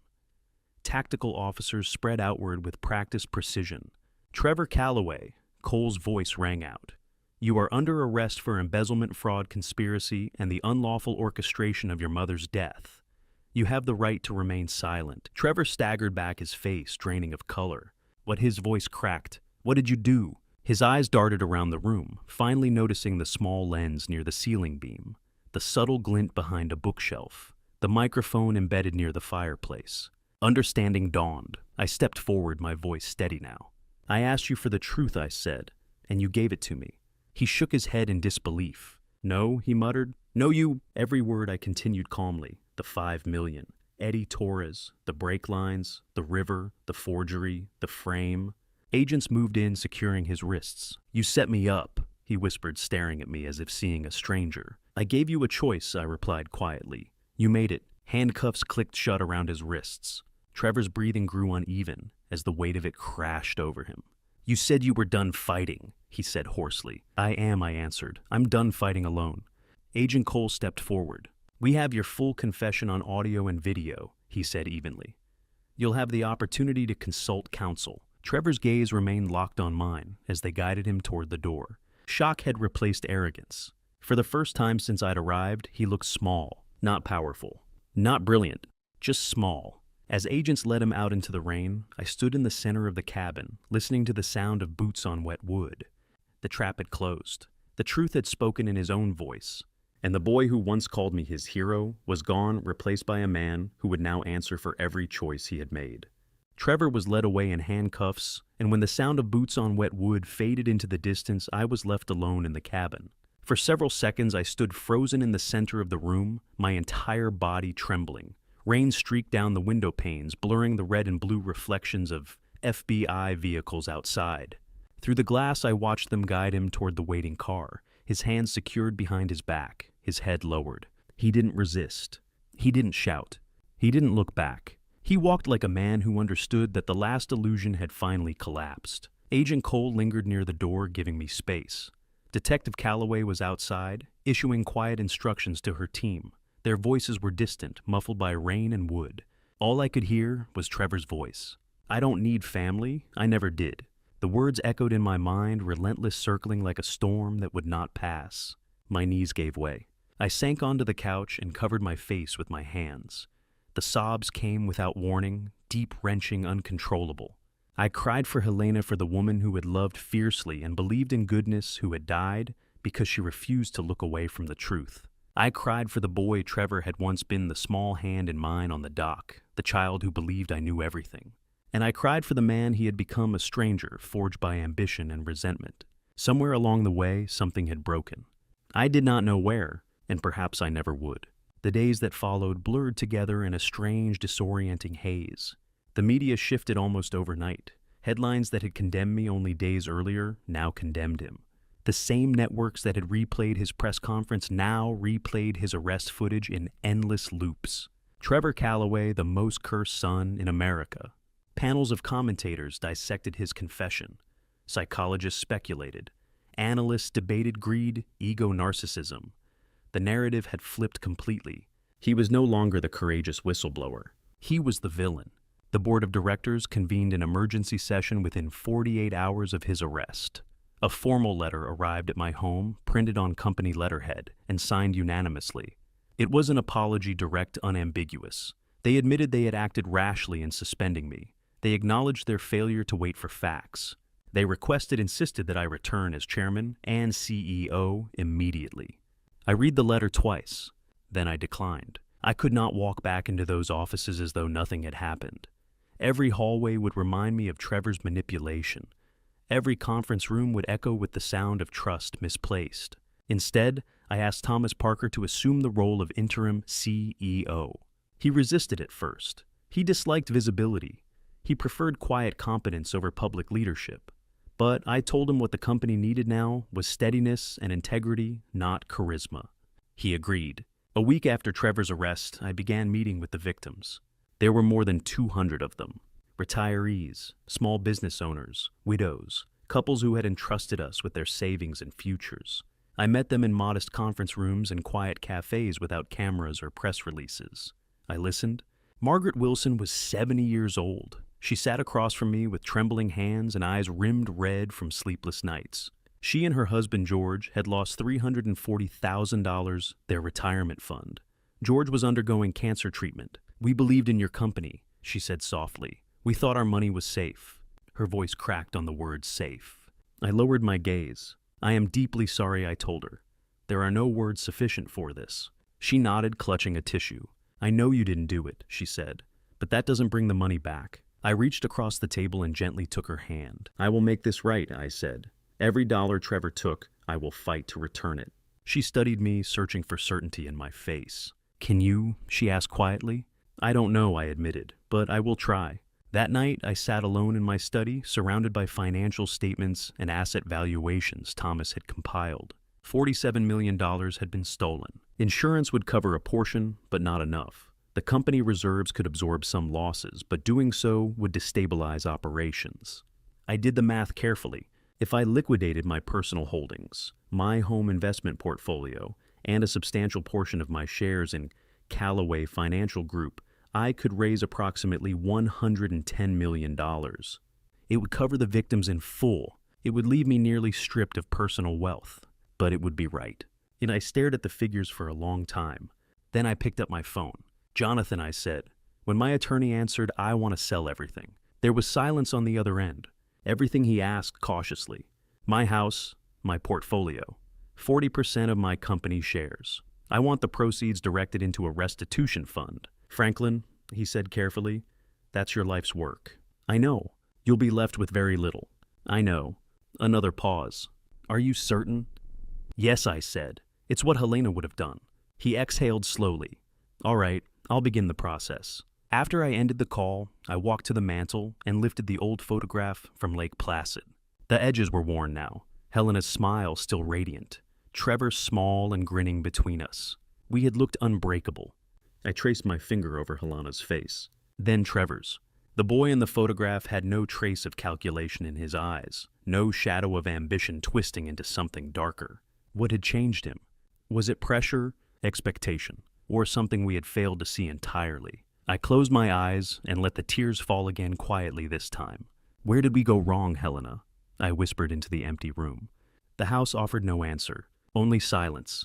Outside, the world continued markets opening headlines, cycling people moving forward with their lives. But inside that quiet space, I felt the weight of a question that would likely follow me for the rest of my days. I had chosen restitution. I had chosen to give back what was taken. It would not bring Helena back. It would not restore the son I once knew. But it was the only way I knew how to honor what we had once believed in. Honor. The word echoed in my memory, Helena's voice by the fire, telling a young boy that it mattered more than money. Perhaps it still did. Perhaps it always had. And perhaps in giving up everything I had built, I could salvage at least that. The next 6 months were the longest of my life. They did not pass in dramatic bursts. They moved slowly, deliberately, like a weight pressing down on my chest day after day. Every week I found myself in Jonathan Pierce's office, a sleek glass tower in downtown Manhattan, overlooking the river. From the outside, the building symbolized power and control. Inside it became a war room. Jonathan Agent Marcus Cole and I sat around a polished conference table, scattered with binders, forensic reports, financial charts, and deposition transcripts. We examined wire transfers line by line. We reviewed surveillance footage. We rehearsed testimony until the language felt mechanical. We built the case the only way truth can be built in court, brick by brick. Jonathan was relentless. In his late 50s with steel-gray hair and eyes that seemed to dissect whatever they landed on, he had spent 3 decades dismantling white-collar defenses. He was meticulous, precise, and emotionally detached. But even he admitted this case was different. "Your son will have the best defense team money can hire," he said one afternoon, tapping his pen against a stack of documents. "They'll argue psychological strain, corporate pressure, diminished capacity.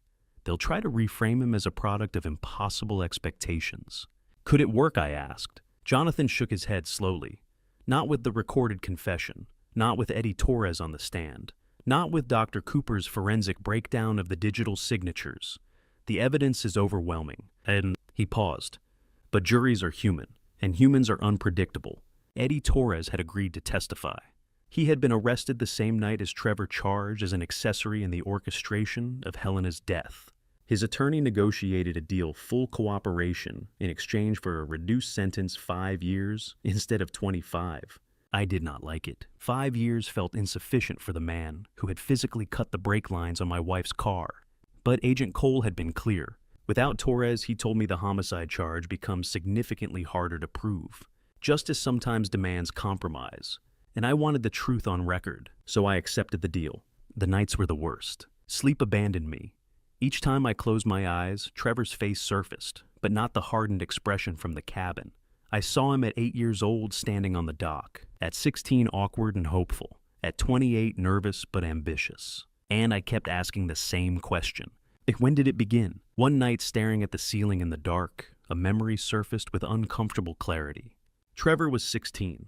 It was the summer of 2001, and he had just received his driver's license. Helena and I had given him a used Honda Civic, a modest gift, but one he treasured. A week later, I noticed $500 missing from my wallet. I confronted him gently. He denied it, but I saw the flicker in his eyes, the slight hesitation before he spoke, the way his fingers fidgeted. Helena wanted consequences. She argued for grounding him, taking the car away, enforcing real accountability. But I intervened. He's a good kid, I told her. Let's talk it through. We sat him down at the kitchen table. I spoke about trust, about honesty, about responsibility. He apologized, promised it wouldn't happen again. And I believed him. Now, lying in the darkness decades later, I wondered if that was the first fracture. If leniency had quietly planted something dangerous. Maybe stricter discipline would have changed him. Or maybe nothing would have. The truth is, I will never know. In February, Richard Lawson, Trevor's high-profile defense attorney, contacted Jonathan with a plea offer. Trevor would plead guilty to embezzlement and fraud. In exchange, the homicide-related charges connected to Helena would be dropped. He would serve 15 years instead of life. Jonathan called me immediately. It's a serious offer, he said. 15 years is not insignificant. No, I replied without hesitation. Franklin, consider the risks. Trials are volatile. No, I repeated firmer this time. The full truth goes to court. Jonathan was silent. I wanted on record, I continued. What he did to Helena, what he did to the clients, what he tried to do to me, I want it heard publicly. You understand the exposure, Jonathan asked quietly. Every detail will be dissected. Your family history, your parenting, everything. I understand, and you're prepared. I am. He exhaled slowly. All right, I'll decline the offer. Helena deserved more than a negotiated silence. The victims deserved more than partial acknowledgement, and Trevor needed to face the entirety of what he had done. The trial date was set April 15th, 2024. The day before, I sat alone in my study reviewing my testimony once more. The house was quiet, too quiet.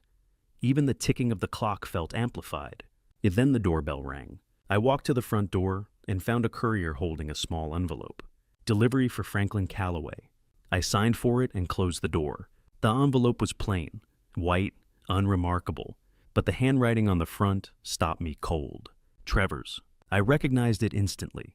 The angular strokes, the slight forward slant, the pressure marks at the end of each letter. My heart began to pound. I carried the envelope back to my study and sat down at my desk. I placed it carefully in front of me. It felt heavier than it should have. A letter from Trevor, sent from the detention center where he awaited trial. I turned it over slowly, examining the sealed flap. For a moment, I considered tearing it open, immediately demanding to know what he had written. An apology, an explanation, another manipulation. But a deeper part of me hesitated. For months, I had listened to evidence, confessions, financial records, forensic analysis. Did I have the strength to read his words? The room felt smaller suddenly. I imagined his voice shaping each sentence. I imagined him crafting language carefully, perhaps even strategically. Was this remorse? Or one final attempt to control the narrative? The envelope rested beneath my hand. I stared at it for a long time. Tomorrow, the trial would begin. Cameras would line the courthouse steps. Reporters would speculate. Jurors would take their seats. Tomorrow, everything would become public record. But tonight, in the quiet of my study, I held something private. A final message from my son. Unopened. Uncertain, I closed my eyes, briefly steadying my breath. Part of me wanted to hear him. Another part feared that whatever was written inside would only reopen wounds that had barely begun to scar. The envelope remained sealed on the desk in front of me. The trial was less than 24 hours away, and in my hands I held one last unknown. On the morning the trial began, I woke before dawn. 5 o'clock. The house was still wrapped in that fragile silence that exists just before the city stirs. But inside me, there was no calm. My chest felt heavy as though the air itself had thickened overnight. I had barely slept. Each time I closed my eyes, Helena's face appeared laughing in the kitchen, brushing rain from her hair, turning to smile at me. Then Trevor's voice would cut through the memory cold and measured inside that cabin. I don't need family. I rose slowly from bed and stood for a moment in the dim light, steadying myself. Today everything would unfold in public. Today there would be no more shadows. I dressed carefully in a dark charcoal suit and a plain navy tie. Nothing flashy, nothing theatrical, just solemn. Jonathan Pierce arrived at 7 sharp. We drove downtown in near silence. Manhattan was already alive. News vans clustered near the courthouse satellite dishes, angled skyward. Reporters rehearsing into microphones. Protesters held signs, some condemning Trevor, others arguing about corporate greed and accountability. The crowd parted reluctantly as security escorted us through. Inside the Manhattan Criminal Courthouse, the atmosphere felt charged. The courtroom was packed, standing room only. Victims filled the benches, their expressions tense and expectant. Journalists lined the back wall, notebooks poised. The air hummed with whispered speculation. At precisely 9 o'clock, Judge Patricia Harmon entered. She was a woman in her 60s, silver hair neatly pinned back posture, rigid gaze sharp. When she struck the gavel, the room snapped to attention. The people of the state of New York versus Trevor Franklin Calloway, she announced. This court is now in session. Then the side door opened. Bailiffs escorted Trevor into the courtroom. He wore an orange detention jumpsuit. His wrists were cuffed in front of him. He had lost noticeable weight, his cheeks hollow, his frame thinner, his once polished executive appearance replaced by something stark and diminished. For a brief second, our eyes met. There was no anger in his expression now, only calculation and something else I could not name. He looked away first. The prosecutor, Assistant District Attorney Lisa Hammond, rose from her seat. She was composed, controlled, and precise, a woman known for dismantling financial crime cases with surgical clarity. Your Honor. She began, turning toward the jury. The people will prove that the defendant Trevor Calloway orchestrated a deliberate multi-year conspiracy. Her voice carried across the room, steady and unwavering. He embezzled $47 million from client trust funds. He paid $2.3 million in bribes to government officials to conceal his activities. He committed $8 million in tax fraud. And most gravely, he arranged the death of his own mother, Helena Calloway, to prevent exposure of his crimes. A ripple of murmurs moved through the gallery. Judge Harmon struck the gavel once. Lisa continued. The defendant then attempted to frame his own father, Franklin Calloway, by forging documents, planting evidence, and staging a vehicle disposal designed to implicate him. She paused. The people have brought 73 counts, including first-degree murder, embezzlement, fraud, conspiracy, and obstruction of justice. The weight of the numbers settled heavily in the room. We will present forensic analysis, financial tracing witness testimony, and a recorded confession in which the defendant admits in his own words to these crimes. She turned toward Trevor. The evidence will show that Trevor Calloway is not a whistleblower. He is a calculated criminal who chose wealth and power over conscience, family, and human life. She sat. Trevor's defense attorney, Richard Lawson, stood next. Tall, impeccably dressed, with a calm, almost reassuring demeanor, he approached the jury box with measured steps. Ladies and gentlemen, he began smoothly. My client is not a monster. He clasped his hands lightly. He is a man who made grave mistakes under immense pressure. Yes, Trevor Calloway mismanaged funds. Yes, he made decisions he now regrets. He paused for emphasis. But the prosecution's narrative that he deliberately caused his mother's death is built on circumstantial evidence and incentivized testimony. He gestured subtly toward the prosecution table. And the so-called confession. It was elicited through manipulation and entrapment by a father consumed by anger and betrayal. A few jurors exchanged glances. We will show Lawson concluded that Trevor acted out of fear and desperation, not malice. He returned to his seat. Judge Harmon nodded. The prosecution may call its first witness. Lisa Hammond stood. The people call Edward Torres. Eddie Torres entered hesitantly. He appeared smaller than I remembered, nervous. His hands trembled slightly as he took the oath. On direct examination, he recounted meeting Trevor in August 2020, the payment, $15,000 in cash, the instructions. He told you what to do, Lisa asked. Yes, ma'am. What specifically? To weaken the brake lines on a Honda Accord, make it look like normal wear. Did you know who owned the vehicle? Torres swallowed. Not at the time. I found out after I saw the news about Mrs. Calloway. And why are you testifying today? He looked down. Because I can't live with it. What I did was wrong. The courtroom was silent. Next, Dr. Helen Cooper took the stand. Small, composed, clinical. She explained the forensic analysis of the signatures found on financial authorization documents. These were not handwritten signatures, she testified, projecting enlarged images onto a courtroom screen. They were digitally reproduced. She pointed to magnified samples. Here you see pixelation.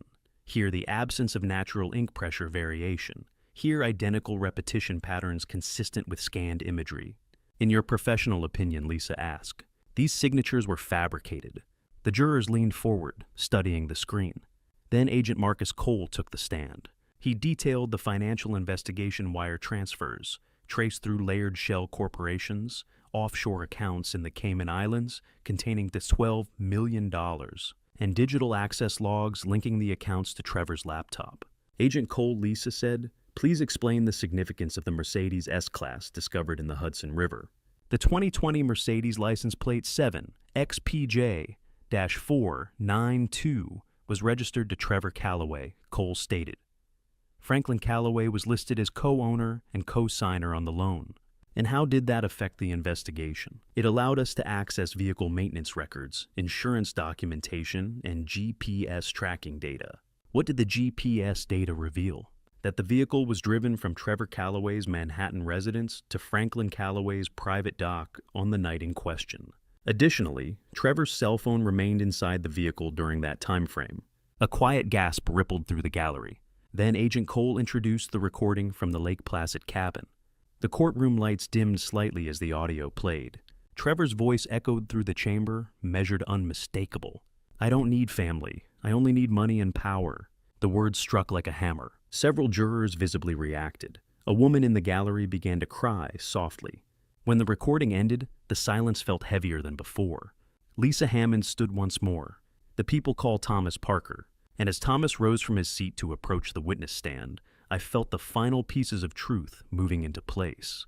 Thomas Parker rose slowly from his seat and walked toward the witness stand. Even from where I sat, I could see the tension in him, the slight tremor in his shoulders, the careful way he held himself upright. He wore a simple gray suit, understated, and neat, his tie perfectly centered. There was no theatrics in him, no performance, only gravity. He took the oath, sat down, and folded his hands in front of him. Assistant District Attorney Lisa Hammond approached with steady composure. Mr. Parker, please state your full name and occupation for the record. Thomas Edward Parker, he replied. Chief Operating Officer of Calloway Financial Group. I've held that position for 15 years. And your relationship to the defendant? For 3 years, Trevor Calloway was my direct superior. Prior to that, I reported to his father, Franklin Calloway. I was asked to mentor Trevor when he became CEO. Lisa nodded. What was your objective in mentoring him? To help him lead responsibly, Thomas said quietly, with integrity. There was a slight pause before Lisa continued. During your time working under Mr. Calloway, did you observe anything unusual? Thomas inhaled slowly. Yes.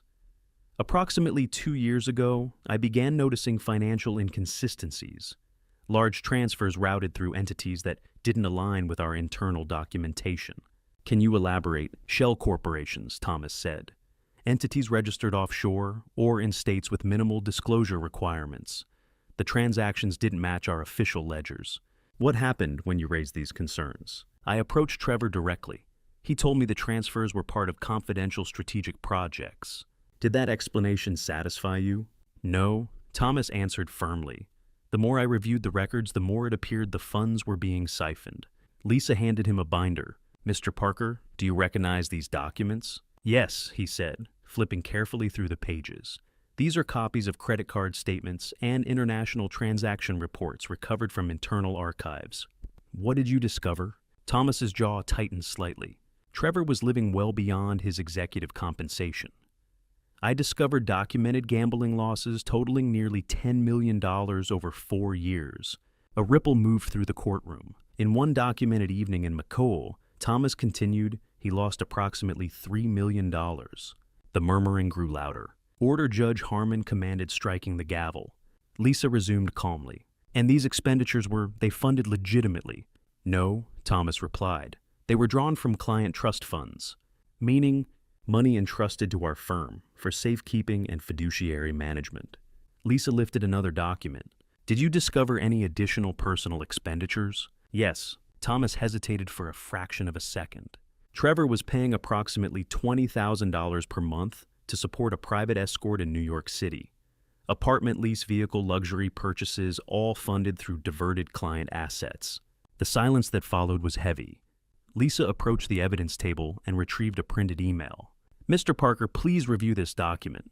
Thomas read quickly. I recognize it. Who authored it? Trevor Calloway. And to whom was it addressed? Eddie Torres. Please read the subject line aloud. Thomas's voice remained steady. Final payment, delivery confirmed. Lisa handed him a second page and the body of the email. Thomas read carefully. Eddie, the problem will be handled as discussed. $15,000 cash is agreed. Make sure there's nothing that can be traced back. I need this done clean. Gasps echoed across the courtroom. Judge Harmon struck the gavel repeatedly. Order in this court. When quiet returned, Lisa spoke again. Mr. Parker, in your understanding what was the problem referenced in this email, Thomas turned slightly toward the defense table. It referred to Helena Calloway. A visible tension rippled through Trevor's posture. Explain, Lisa said. Helena had uncovered evidence of embezzlement. She confronted Trevor and informed him she intended to notify authorities. Were you aware of this confrontation? Yes. Approximately 2 weeks before her death, I overheard an argument in Trevor's office. Describe it. Thomas swallowed. Helena told him she had proof. She said she would not allow him to continue stealing from clients. Trevor warned her that going to the police would be a mistake. What were his exact words? He told her, Thomas said slowly, if you do this, you'll regret it. A hush fell over the room. Did you report this exchange to anyone? Thomas's voice softened. Number one, I believed it was an emotional dispute. I never imagined it would escalate. He paused. I regret that every day. Lisa shifted direction. Mr. Parker, did anyone attempt to influence your testimony? Yes. Who? Trevor's legal team. Be specific. 3 months ago, I was approached with an offer of $500,000 in exchange for declining to testify or claiming memory gaps. And how did you respond? I refused, Thomas said firmly. I told them I would not lie. Helena Calloway deserved the truth. Lisa nodded, her expression resolute. No further questions. Defense attorney Richard Lawson rose slowly. His cross-examination was controlled, but lacked force. He attempted to suggest Thomas harbored resentment for being passed over for CEO. He implied financial motives. Thomas remained composed. I served the company for 15 years, he replied calmly. If I had wanted power, I had opportunities. This is not about promotion. It is about accountability. After 20 minutes, Lawson sat down. Judge Harmon looked toward the prosecution. Does the people have additional witnesses? Lisa Hammond rose. Yes, Your Honor. The people call Franklin Calloway. For a moment, the room seemed to tilt. I rose slowly from my seat. My heart pounded not from fear, but from the weight of finality. Every step toward the witness stand felt deliberate, irreversible. I passed Trevor without looking directly at him. I placed my hand on the Bible and swore to tell the truth. As I sat down, I felt the eyes of the courtroom upon me, jurors, victims, journalists. This was the moment, not as a businessman, not as a father, but as a witness, and the truth at last would be spoken in full. I rose when my name was called and walked toward the witness stand. Each step felt deliberate, heavy with consequence. When I reached the front of the courtroom, I placed my hand on the Bible and swore to tell the truth, the whole truth, nothing but the truth. The words felt larger than ritual. They felt like a reckoning. The courtroom fell into a profound silence. I could feel hundreds of eyes on me, jurors, reporters, strangers, victims, and at the defense table, my son. Trevor sat in his orange prison uniform, hands folded in front of him. His posture was rigid, his expression eerily blank. He did not look away when our eyes met. Neither did I. Assistant District Attorney Lisa Hammond approached the stand with quiet authority. "Mr. Calloway," she began gently, "thank you for being here. I understand this is difficult." I nodded. My throat felt tight. "Before we begin," she said, "I need to ask you something important. Do you love your son?" The question struck harder than any accusation. I swallowed. "Yes," I said, my voice steady despite the ache in my chest. "I love my son." A murmur rippled through the gallery. Lisa let the answer settle before asking her next question. "Then why are you testifying against him?" I turned slightly, looking at Trevor, before returning my gaze to her.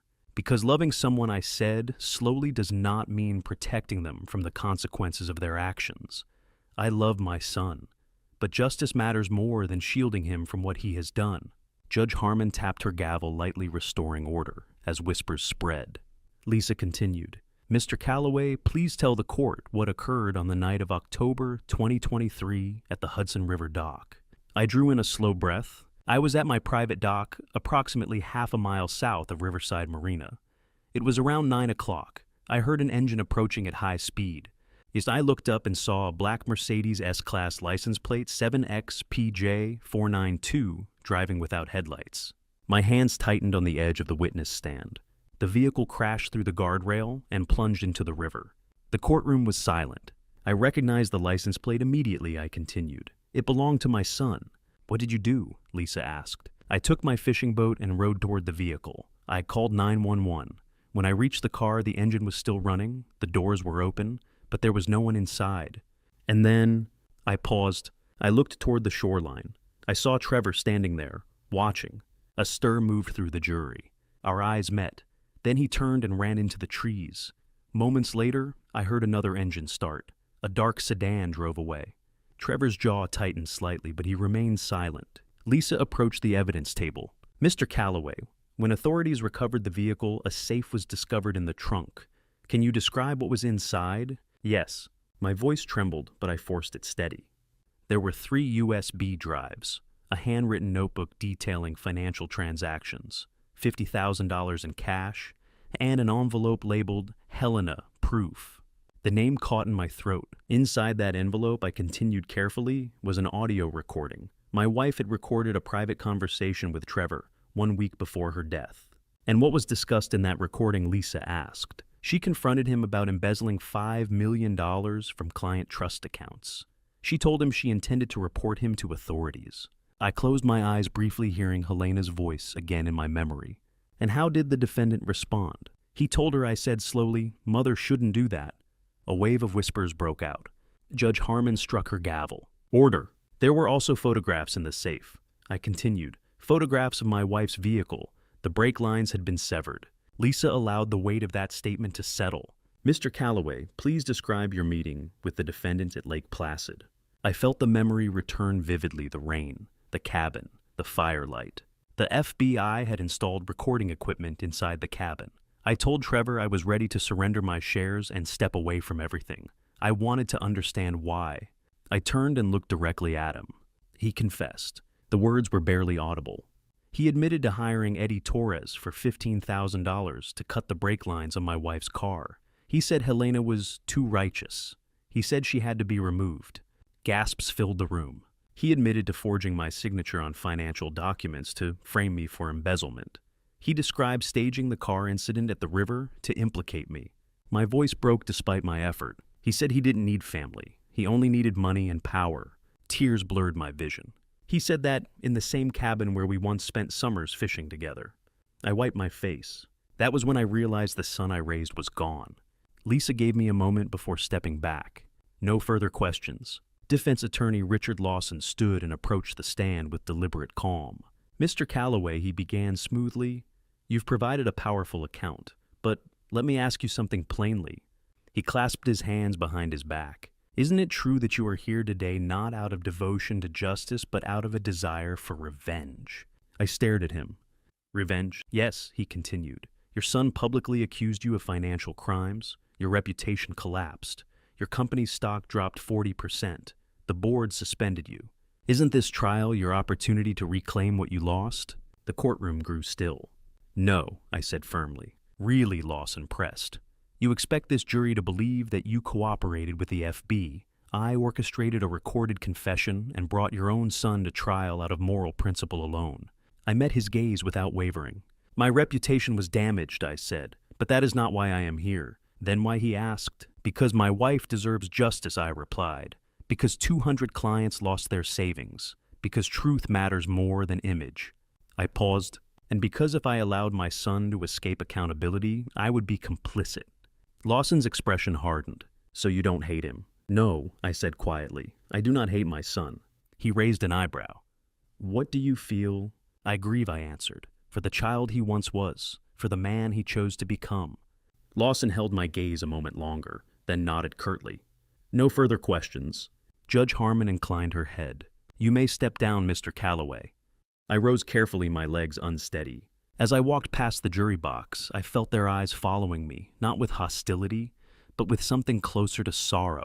When I reached the defense table, Trevor looked up. His eyes were red-rimmed now, hollow. He leaned forward slightly and whispered, just loud enough for me to hear, I hate you, Dad. The words were not shouted. They were exhausted. I stopped. For a brief moment, time seemed suspended. Then I looked down at him. I know I said softly, but I still love you. His face twisted anger, disbelief, perhaps something else. He turned away. I walked back to my seat beside Jonathan Pierce. As I sat down, I felt my heart fracture again, not from the testimony, not from the accusations, but from the simple, unbearable truth that justice and love can exist in the same room and still tear a family apart. The jury deliberated for 2 hours, 2 hours that stretched and warped until they felt like an entire lifetime. I sat beside Jonathan Pierce in the front row of the courtroom, my hands clasped tightly in my lap, my pulse thudded in my ears. Around me, the gallery was packed victims who had lost their savings reporters, clutching notebooks. Strangers drawn by the spectacle of a son tried for betraying his own blood. No one spoke. When the jury finally re-entered the room, Rose as one. Judge Patricia Harmon's expression was unreadable as she addressed the forewoman. Has the jury reached a verdict? The forewoman, a composed middle-aged woman with silver-streaked hair and steady eyes, stood. We have, Your Honor. My chest tightened. On the charge of conspiracy to cause the death of Helena Calloway, the judge continued. How do you find the defendant? Guilty. The word struck like a bell. On the charge of embezzlement of $47 million. Guilty. Count after count followed. Fraud, conspiracy, obstruction, first-degree murder. Each time the answer was the same. Guilty. By the time the 73rd count was read, the air in the courtroom felt electric. A murmur broke into open sound, gasps, quiet sobs, stunned whispers. Judge Harmon slammed her gavel. Order. She turned toward Trevor. Trevor Calloway, having been found guilty on all counts, this court sentences you to life imprisonment without the possibility of parole. Trevor did not react. He did not flinch. He did not weep. He sat motionless as if carved from stone, staring straight ahead, as bailiffs stepped forward and fastened handcuffs around his wrists. When they guided him past me, our eyes met for the final time in that courtroom. There was no rage there now, no defiance, only something hollow. Then he was gone. Outside the courthouse steps were crowded. Cameras flashed. Reporters shouted questions I could barely process. But it was not the media that reached me first. It was Margaret Wilson, 70 years old, shoulders frail, but posture proud. The woman who had lost $340,000 while her husband battled cancer. She wrapped her arms around me. Thank you, she whispered against my coat. Thank you for telling the truth. I couldn't speak. I simply nodded. Justice had been delivered. But justice, I realized, does not erase sorrow. It simply draws a line between what was and what must be. 6 months later, in October 2024, I sold my remaining shares in Calloway Financial Group. The transaction yielded $110 million. I used every dollar to establish the Helena Calloway Foundation, an organization dedicated to restoring victims of financial fraud and supporting families devastated by corporate crime. Every client Trevor harmed received full restitution, 100%. Margaret Wilson received her $340,000. Each family was made whole, not only financially, but in dignity. Thomas Parker stepped in permanently as CEO. Under his leadership, the company rebuilt itself carefully, transparently. Trust once broken returns slowly, but it does return. And then the letters began. At first they were brief, awkward apologies written in restrained handwriting. Fragmented thoughts, regret without clarity. Then gradually they deepened. By January 2026, I had received 27 letters. Each one showed a man wrestling with the wreckage of his own choices. The 27th arrived on a quiet winter morning. Snow fell outside my study window, soft and unhurried, blanketing the garden Helena had once tended with such care. I sat at my desk and opened the envelope. Dad, I've been thinking about Lake Placid, the summer when I was 8 and told you that you were my hero. I remember Mom teaching me that honor matters more than money. I remember the fireplace, the rain, the promises. I broke all of them. I don't expect forgiveness, but I understand now what I did to Mom, to you, to those families. It destroyed lives. It destroyed me. Thank you for choosing justice. It was the only thing that could save me. Trevor. I read it twice.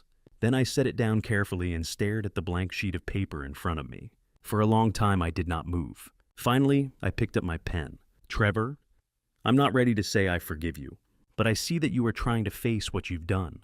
That matters. Your mother believed that honor mattered more than money. She also believed redemption was possible even after terrible mistakes. I am trying to believe that too. Dad, I folded the letter and sealed it. Then I stood and walked to the window. Snow covered the roses Helena had planted years ago. They lay dormant beneath the white, waiting for spring. Greed had destroyed my family. Ambition without conscience had shattered everything we built. But love, real love, sometimes means allowing consequences. Sometimes it means stepping aside and letting justice take its course so that healing can begin. I thought of Helena. I thought of Trevor. I thought of the families who were slowly rebuilding their lives. And as the snow continued to fall quiet and steady, I whispered into the stillness. Sometimes hope is all we need. Looking back now, I understand something painful. I built a powerful company, but I failed to build unshakable character in my own home. I showed Trevor how to grow wealth, but I didn't show him deeply enough why honor must stand above it. If you take anything from this family story, let it be this: never trade your child's integrity for achievement. Family betrayal doesn't explode overnight. It grows quietly. It forms in small compromises, small lies, small moral shortcuts. What destroyed us wasn't one decision, it was years of unchecked ambition. This family story is not just about crime or money. It's about how family betrayal begins when success becomes more important than conscience. My grandfather used to tell old family story lessons by the fire. He'd say, "When a man worships money, he sacrifices his soul." I wish I had repeated those words more often. I wish I had reminded Trevor that character outlives profit. Scripture asks, "What does it profit a man to gain the whole world and lose his soul?" My son gained status, power, influence, and lost himself. Yet even after such family betrayal, I still believe redemption is possible. Justice and love are not opposites. Sometimes true love requires consequences. So here is my advice: guard your home. Teach your children that family betrayal begins the moment money outranks people. Hold them accountable. Tell them stories of honor, not just stories of success. Because wisdom, not wealth, is the inheritance that truly lasts. Now I ask you, if you were in my place, would you choose justice or protect your child? Tell me in the comments. If this story touched you, subscribe and stay with us. Some elements were dramatized for storytelling, but the lesson remains real.